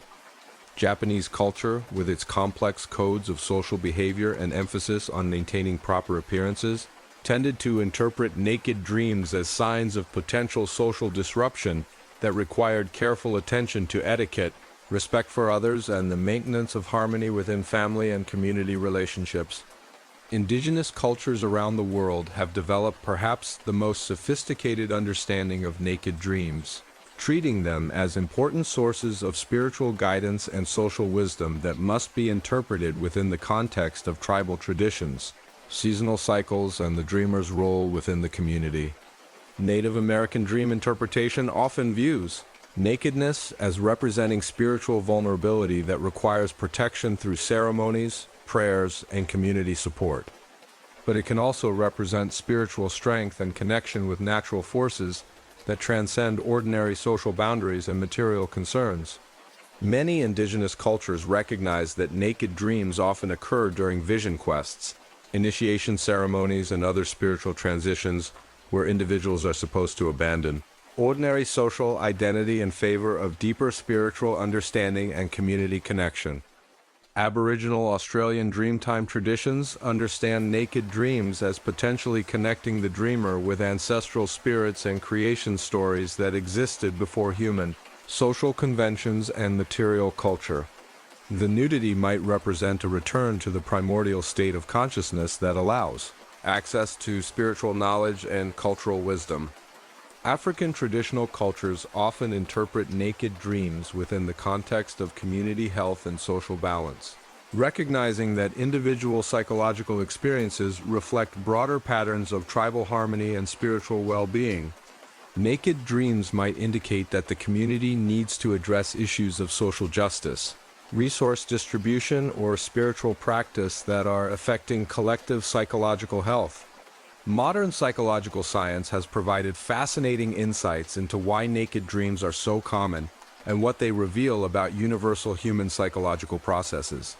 Research in cognitive psychology and neuroscience has helped us understand the biological and social factors that contribute to this particular type of anxiety dream. Dr. Patricia Garfield's research on universal dream themes has found that naked dreams typically begin appearing during adolescence, when people are developing adult social identities and becoming more aware of how they're perceived by others. The timing suggests that these dreams are connected to normal, psychological development rather than individual pathology or cultural conditioning. Studies have shown that naked dreams are most common during periods of transition, stress, or social change when people feel particularly vulnerable to judgment or criticism. Students often report naked dreams before major exams. Adults dream about workplace nudity during career transitions, and elderly people may dream about being naked in medical or care settings when they're facing health challenges. The content of naked dreams also varies in predictable ways depending on the dreamer's age, social role, and current life circumstances. This suggests that the dreams serve adaptive functions, helping people process social fears and practice emotional responses to potentially challenging situations. Neuroscientific research has revealed that naked dreams activate the same brain regions involved in social anxiety and self-monitoring during waking hours. The anterior cingulate cortex, which processes social pain and emotional regulation, shows increased activity during REM sleep when naked dreams are most likely to occur. This suggests that naked dreams serve important psychological functions, helping people process social fears and develop emotional resilience for handling real-world social challenges. The dreams provide a safe psychological environment for experiencing and working through feelings of vulnerability, embarrassment, and social anxiety. The universality of naked dreams across cultures indicates that they emerge from fundamental aspects of human social psychology rather than specific cultural conditioning. All human societies have conventions about appropriate clothing and behavior, so all humans develop anxieties about violating these conventions and facing social disapproval or rejection. Contemporary research has also identified interesting patterns in how naked dreams change throughout people's lives. Children rarely have naked dreams because they haven't yet developed adult levels of self-consciousness about their bodies and social appearances. The dreams typically peak during young adulthood when social pressures and professional expectations are highest. Older adults often report that their naked dreams become less frequent and less emotionally distressing, possibly because they've developed greater self-acceptance and reduced concern about others' opinions. This suggests that naked dreams might serve developmental functions, helping people learn to cope with social vulnerability and authentic self-expression. Cross-cultural research has found that while the basic experience of naked dreams is universal, the specific details and emotional content vary significantly depending on cultural attitudes toward the body, sexuality, and social hierarchy. Cultures with more relaxed attitudes toward nudity tend to produce naked dreams that are less anxiety-provoking and more focused on themes of liberation and authenticity. Modern therapeutic approaches to working with naked dreams emphasize their potential for promoting psychological growth and self-acceptance.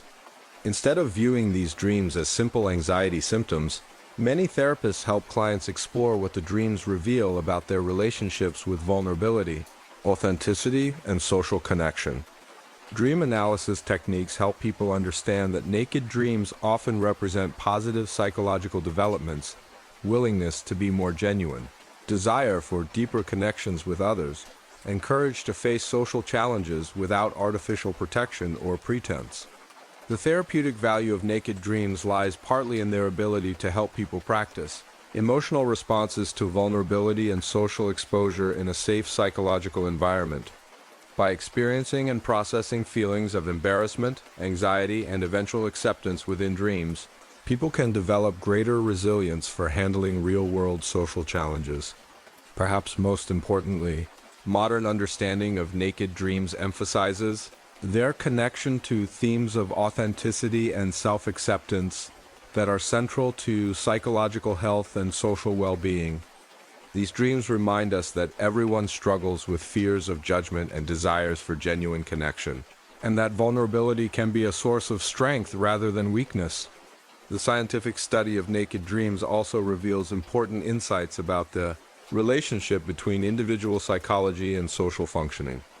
These dreams help us understand how people navigate the complex balance between maintaining privacy and seeking connection, between protecting themselves from judgment and expressing their authentic selves. Research on naked dreams has contributed to broader understanding of how anxiety and social fears function in human psychology. The dreams provide a window into the unconscious processes that help people cope with social pressure and develop strategies for maintaining self-esteem in challenging social environments. Studies of dream development throughout the lifespan show that naked dreams serve different functions at different stages of psychological growth. In adolescence, they help young people process the social anxieties that come with developing adult identity and sexual awareness. In adulthood, they often reflect concerns about professional competence and social status. In later life, they may represent fears about physical vulnerability and dependence on others. The evolutionary psychology of naked dreams suggests that they might serve adaptive functions that helped our ancestors navigate complex social hierarchies and maintain group cohesion.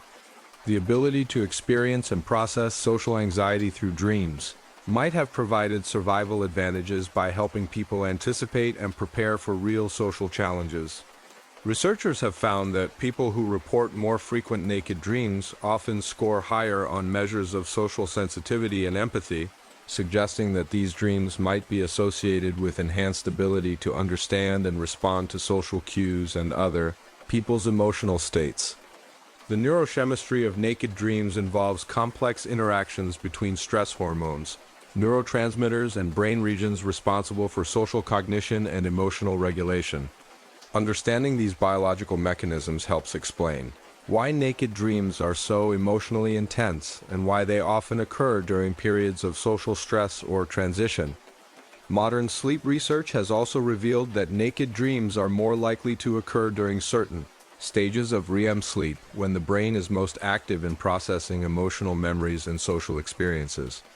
This timing suggests that the dreams serve important functions for consolidating social learning and emotional development.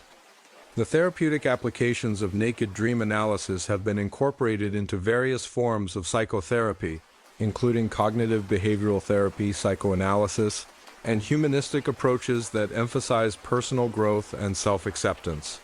Understanding naked dreams can help therapists assess clients' social anxieties, self-esteem issues, and relationships with vulnerability and authenticity.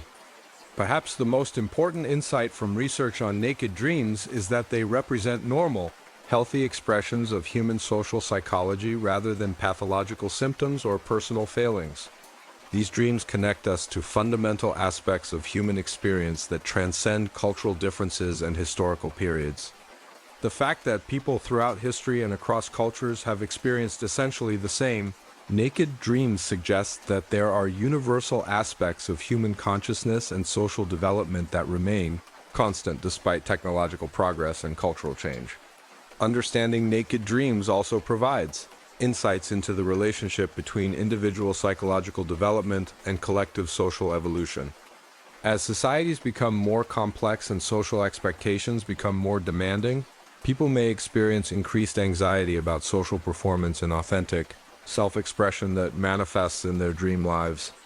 The study of naked dreams ultimately reveals that vulnerability and authenticity are central themes in human psychological development, and that learning to navigate the relationship between self-protection and genuine connection is one of the fundamental challenges of human social life.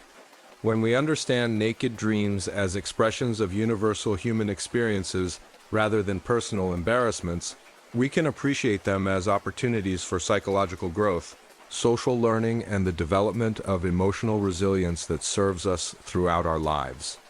The historical and scientific understanding of naked dreams reminds us that these experiences connect us to the deepest aspects of human consciousness and the ongoing challenge of being authentic, vulnerable, and genuinely connected with others while navigating the complex social worlds that we create and inhabit together.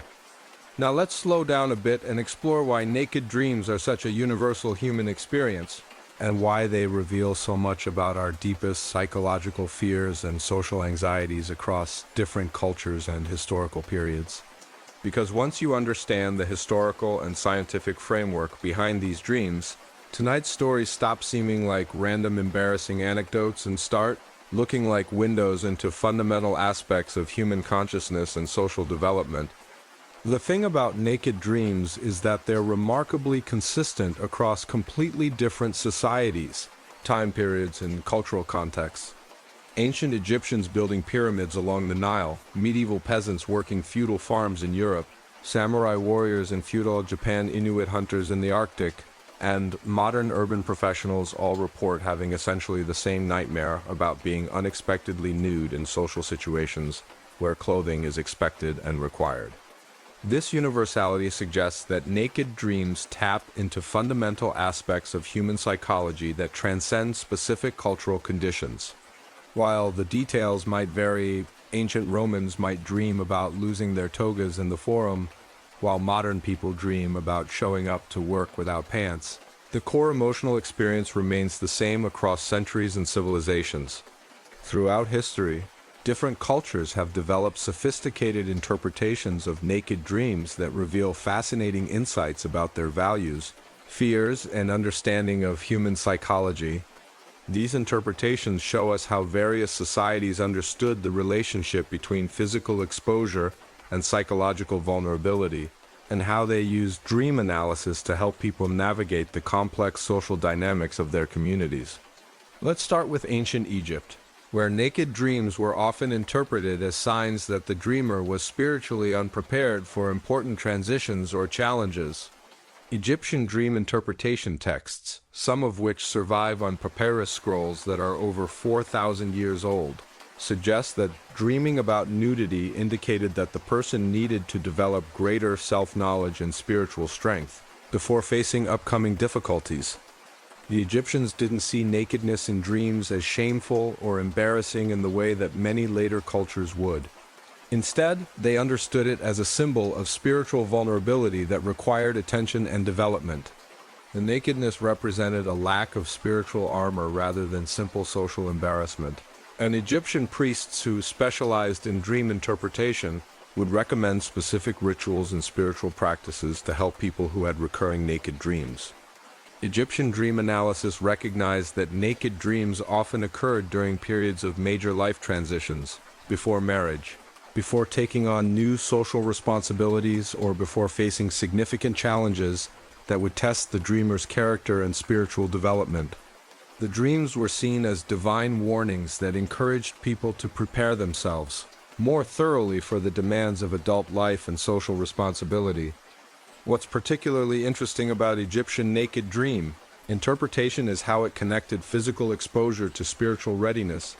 The Egyptians understood that dreams about being unprepared or unprotected often reflected real anxieties about facing life challenges without adequate inner resources, emotional maturity, or spiritual guidance. Ancient Greek culture had a completely different approach to naked dreams that reflected their more positive attitudes toward the human body and physical expression. In Greek society, nudity was associated with athletics, artistic beauty, and philosophical honesty rather than shame and vulnerability. Greek athletes competed naked in the Olympic Games, artists celebrated the human form in sculpture and painting, and philosophers used metaphors of intellectual nakedness to describe the pursuit of truth. Greek dream interpreters often viewed naked dreams as positive signs indicating that the dreamer was ready to embrace truth, authenticity, and natural human expression. Instead of representing embarrassment or inadequacy, nudity in dreams might suggest that the person was prepared to live more honestly and openly, abandoning social pretenses and artificial constraints in favor of authentic self-expression. The Greeks also connected naked dreams to concepts of heroic courage and moral strength. Heroes in Greek mythology often faced challenges while nude or minimally clothed, representing their willingness to confront dangers without artificial protection or social pretenses. Hercules performed his labors with minimal clothing, emphasizing his reliance on natural strength and courage rather than external armor or weapons. Greek philosophical schools developed sophisticated theories about how naked dreams reflected the soul's relationship with truth and wisdom. Socratic philosophers argued that intellectual nakedness, the willingness to admit ignorance and question assumptions, was essential for genuine learning and moral development. Dreams about physical nakedness might represent the psyche's readiness to abandon false beliefs and defensive thinking in favor of authentic understanding. Medieval European culture brought completely different interpretations to naked dreams that reflected Christian theology and social attitudes toward the body, sexuality, and moral purity. During the Middle Ages, naked dreams were often interpreted as signs of spiritual vulnerability or moral transgression that required religious attention and correction. Christian dream interpretation emphasized that nakedness represented the fallen state of humanity after Adam and Eve's expulsion from Eden.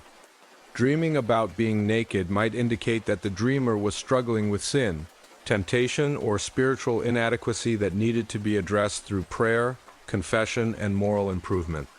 Medieval theologians developed complex theories about how naked dreams reflected the soul's condition and relationship with divine grace. They distinguished between different types of nakedness dreams. Some might represent healthy humility and recognition of human limitations, while others might indicate dangerous pride or spiritual rebellion that required intervention from church authorities. The medieval church also connected naked dreams to concepts of divine judgment and the final resurrection, when all humans would stand before God without earthly pretenses or social disguises. This theological framework gave naked dreams profound spiritual significance that went far beyond simple social anxiety, treating them as opportunities for moral self-examination and spiritual growth. But medieval interpretation also recognized that naked dreams could reflect practical concerns about social status, economic security, and community acceptance. In a society where clothing indicated social rank and economic position, dreams about losing clothes might represent fears about losing social standing or facing economic hardship that would affect the dreamer's position in the community hierarchy. Islamic culture developed sophisticated approaches to naked dream, interpretation that emphasized the relationship between physical modesty and spiritual development. Islamic dream interpretation traditions recognize that dreams about nudity often reflect concerns about maintaining appropriate boundaries between public and private aspects of life, and about preserving the dignity and respect that are essential for healthy social relationships. In Islamic interpretation, naked dreams might indicate that the dreamer needs to pay more attention to issues of modesty, privacy, and respectful social interaction. The emphasis isn't on shame or guilt, but on developing greater awareness of how personal behavior affects community harmony and spiritual development. Islamic scholars also recognize that naked dreams could represent positive spiritual states, the stripping away of ego, attachments, and material concerns that allows for more direct connection with divine truth. The key was understanding the context and emotional tone of the dream to determine whether the nudity represented spiritual vulnerability that needed protection or spiritual liberation that should be celebrated. The Sufi mystical tradition within Islam developed particularly nuanced approaches to naked dream interpretation, recognizing that spiritual development sometimes required abandoning social conventions and ego protections in favor of complete surrender to divine will. Naked dreams might represent the soul's readiness to transcend ordinary social identity in favor of direct spiritual experience. East Asian cultures, particularly in China and Japan, developed dream interpretation systems that emphasized the relationship between naked dreams and social harmony, family obligations, and the maintenance of proper relationships within hierarchical social structures. Confucian philosophy influenced how nakedness in dreams was understood as potentially disruptive to social order and family honor. Chinese traditional medicine recognized dreams as important sources of diagnostic information about both physical and psychological health, and naked dreams were often interpreted as signs of imbalanced energy or emotional disturbance that required treatment through acupuncture, herbal medicine, or lifestyle changes. But Chinese dream interpretation also recognized that naked dreams could represent positive developments, the shedding of artificial constraints and social pretenses that prevented authentic self-expression and spiritual growth. The key was understanding whether the nakedness in dreams represented healthy natural expression or problematic social transgression. Japanese culture, with its complex codes of social behavior and emphasis on maintaining proper appearances, tended to interpret naked dreams as signs of potential social disruption that required careful attention to etiquette, respect for others, and the maintenance of harmony within family and community relationships. Indigenous cultures around the world have developed perhaps the most sophisticated understanding of naked dreams, treating them as important sources of spiritual guidance and social wisdom that must be interpreted within the context of tribal traditions, seasonal cycles, and the dreamer's role within the community. Native American dream interpretation often views nakedness as representing spiritual vulnerability that requires protection through ceremonies, prayers, and community support. But it can also represent spiritual strength and connection with natural forces that transcend ordinary social boundaries and material concerns. Many indigenous cultures recognize that naked dreams often occur during vision quests, initiation ceremonies, and other spiritual transitions where individuals are supposed to abandon ordinary social identity in favor of deeper spiritual understanding and community connection. Aboriginal Australian Dreamtime traditions understand naked dreams as potentially connecting the dreamer with ancestral spirits and creation stories that existed before human social conventions and material culture. The nudity might represent a return to the primordial state of consciousness that allows access to spiritual knowledge and cultural wisdom. African traditional cultures often interpret naked dreams within the context of community health and social balance, recognizing that individual psychological experiences reflect broader patterns of tribal harmony and spiritual well-being. Naked dreams might indicate that the community needs to address issues of social justice, resource distribution, or spiritual practice that are affecting collective psychological health. Modern psychological science has provided fascinating insights into why naked dreams are so common and what they reveal about universal human psychological processes.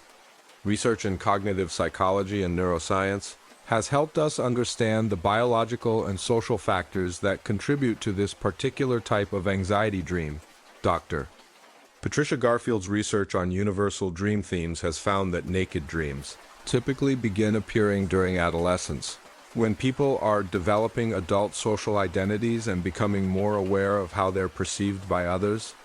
The timing suggests that these dreams are connected to normal, psychological development rather than individual pathology or cultural conditioning. Studies have shown that naked dreams are most common during periods of transition, stress, or social change when people feel particularly vulnerable to judgment or criticism. Students often report naked dreams before major exams. Adults dream about workplace nudity during career transitions, and elderly people may dream about being naked in medical or care settings when they're facing health challenges. The content of naked dreams also varies in predictable ways depending on the dreamer's age, social role, and current life circumstances. This suggests that the dreams serve adaptive functions, helping people process social fears and practice emotional responses to potentially challenging situations.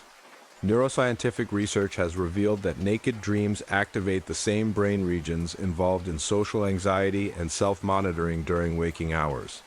The anterior cingulate cortex, which processes social pain and emotional regulation, shows increased activity during REM sleep when naked dreams are most likely to occur. This suggests that naked dreams serve important psychological functions, helping people process social fears and develop emotional resilience for handling real-world social challenges. The dreams provide a safe psychological environment for experiencing and working through feelings of vulnerability, embarrassment, and social anxiety. The universality of naked dreams across cultures indicates that they emerge from fundamental aspects of human, social psychology rather than specific cultural conditioning. All human societies have conventions about appropriate clothing and behavior, so all humans develop anxieties about violating these conventions and facing social disapproval or rejection. Contemporary research has also identified interesting patterns in how naked dreams change throughout people's lives. Children rarely have naked dreams because they haven't yet developed adult levels of self-consciousness about their bodies and social appearances. The dreams typically peak during young adulthood when social pressures and professional expectations are highest. Older adults often report that their naked dreams become less frequent and less emotionally distressing, possibly because they've developed greater self-acceptance and reduced concern about others' opinions. This suggests that naked dreams might serve developmental functions, helping people learn to cope with social vulnerability and authentic self-expression. Cross-cultural research has found that while the basic experience of naked dreams is universal, the specific details and emotional content vary significantly depending on cultural attitudes toward the body, sexuality, and social hierarchy. Cultures with more relaxed attitudes toward nudity tend to produce naked dreams that are less anxiety-provoking and more focused on themes of liberation and authenticity. Modern therapeutic approaches to working with naked dreams emphasize their potential for promoting psychological growth and self-acceptance. Instead of viewing these dreams as simple anxiety symptoms, many therapists help clients explore what the dreams reveal about their relationships with vulnerability, authenticity, and social connection. Dream analysis techniques help people understand that naked dreams often represent positive psychological developments, willingness to be more genuine, desire for deeper connections with others, and courage to face social challenges without artificial protection or pretense. The therapeutic value of naked dreams lies partly in their ability to help people practice emotional responses to vulnerability and social exposure in a safe psychological environment. By experiencing and processing feelings of embarrassment, anxiety, and eventual acceptance within dreams, people can develop greater resilience for handling real-world social challenges. Perhaps most importantly, modern understanding of naked dreams emphasizes their connection to themes of authenticity and self-acceptance that are central to psychological health and social well-being. These dreams remind us that everyone struggles with fears of judgment and desires for genuine connection, and that vulnerability can be a source of strength rather than weakness. The scientific study of naked dreams also reveals important insights about the relationship between individual psychology and social functioning. These dreams help us understand how people navigate the complex balance between maintaining privacy and seeking connection, between protecting themselves from judgment and expressing their authentic selves. Research on naked dreams has contributed to broader understanding of how anxiety and social fears function in human psychology. The dreams provide a window into the unconscious processes that help people cope with social pressure and develop strategies for maintaining self-esteem in challenging social environments. Studies of dream development throughout the lifespan show that naked dreams serve different functions at different stages of psychological growth. In adolescence, they help young people process the social anxieties that come with developing adult identity and sexual awareness. In adulthood, they often reflect concerns about professional competence and social status. In later life, they may represent fears about physical vulnerability and dependence on others. The evolutionary psychology of naked dreams suggests that they might serve adaptive functions that helped our ancestors navigate complex social hierarchies and maintain group cohesion.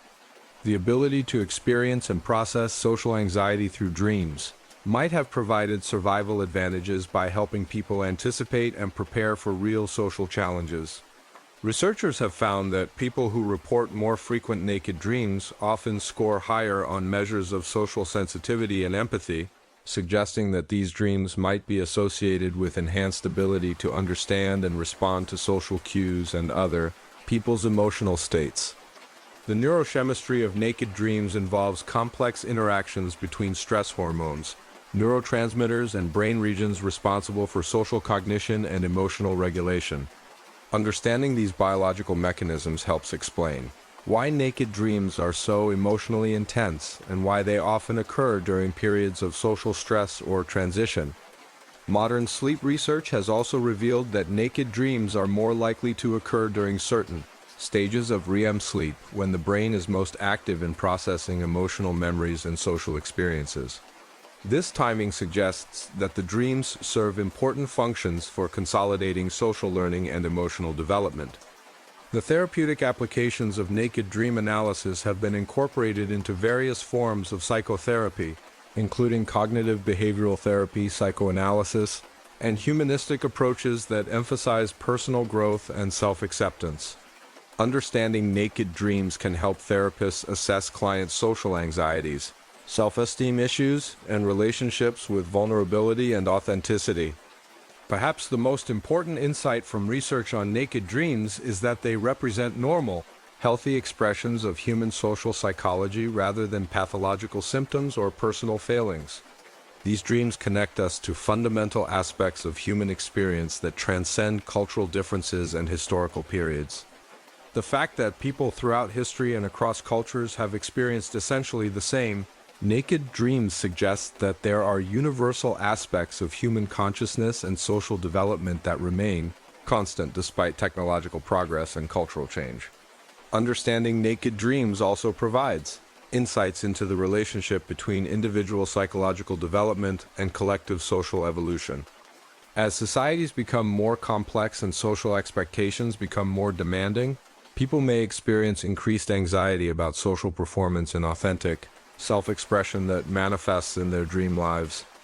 The study of naked dreams ultimately reveals that vulnerability and authenticity are central themes in human psychological development, and that learning to navigate the relationship between self-protection and genuine connection is one of the fundamental challenges of human social life. When we understand naked dreams as expressions of universal human experiences rather than personal embarrassments, we can appreciate them as opportunities for psychological growth, social learning, and the development of emotional resilience that serves us throughout our lives. The historical and scientific understanding of naked dreams reminds us that these experiences connect us to the deepest aspects of human consciousness and the ongoing challenge of being authentic, vulnerable, and genuinely connected with others while navigating the complex social worlds that we create and inhabit together. If you're somehow still awake, which honestly would surprise me at this point, you've just spent the last 2 hours exploring one of the most universal and awkward aspects of human dream experience. From Roman emperors to Renaissance artists, from founding fathers to modernist writers, the fear of being exposed and vulnerable connects us all across centuries and cultures in the most embarrassing way possible. What's fascinating is how these naked dreams reveal that regardless of social status, historical period, or cultural background, we're all dealing with the same fundamental human anxieties about authenticity, judgment, and the terrifying possibility that people might see who we really are beneath our carefully constructed social personas. Tonight's stories remind us that vulnerability isn't weakness. It's the most honest thing about being human. Whether you're an emperor worried about losing your toga, or a modern person dreaming about showing up to work without pants, you're experiencing the same psychological process that's been helping humans navigate social relationships and personal authenticity for thousands of years. I'd love to know where you're listening from tonight and what time it is in your corner of the world. And if you've ever had one of those mortifying naked dreams, the kind where you wake up checking to make sure you're actually wearing clothes, drop a comment and let me know. These stories show us that embarrassing dreams are actually a sign that you're human, and that's something worth celebrating rather than hiding. Don't forget to subscribe if you enjoy falling asleep to these strange journeys through the universal experiences that connect us across time and space. We'll be back next week with another exploration of the weird, wonderful, and sometimes embarrassing ways that our sleeping minds process the challenges of being human. Sleep tight, and remember that even if you dream about being naked in public tonight, you're in excellent historical company. Some of the most accomplished people in human history have woken up in cold sweats from the exact same nightmare, and they all turned out just fine. Sweet dreams, and may your subconscious mind treat you with kindness while you sleep. Though honestly, if you do have a naked dream after listening to this, I'm taking partial credit for that. See you in your dreams.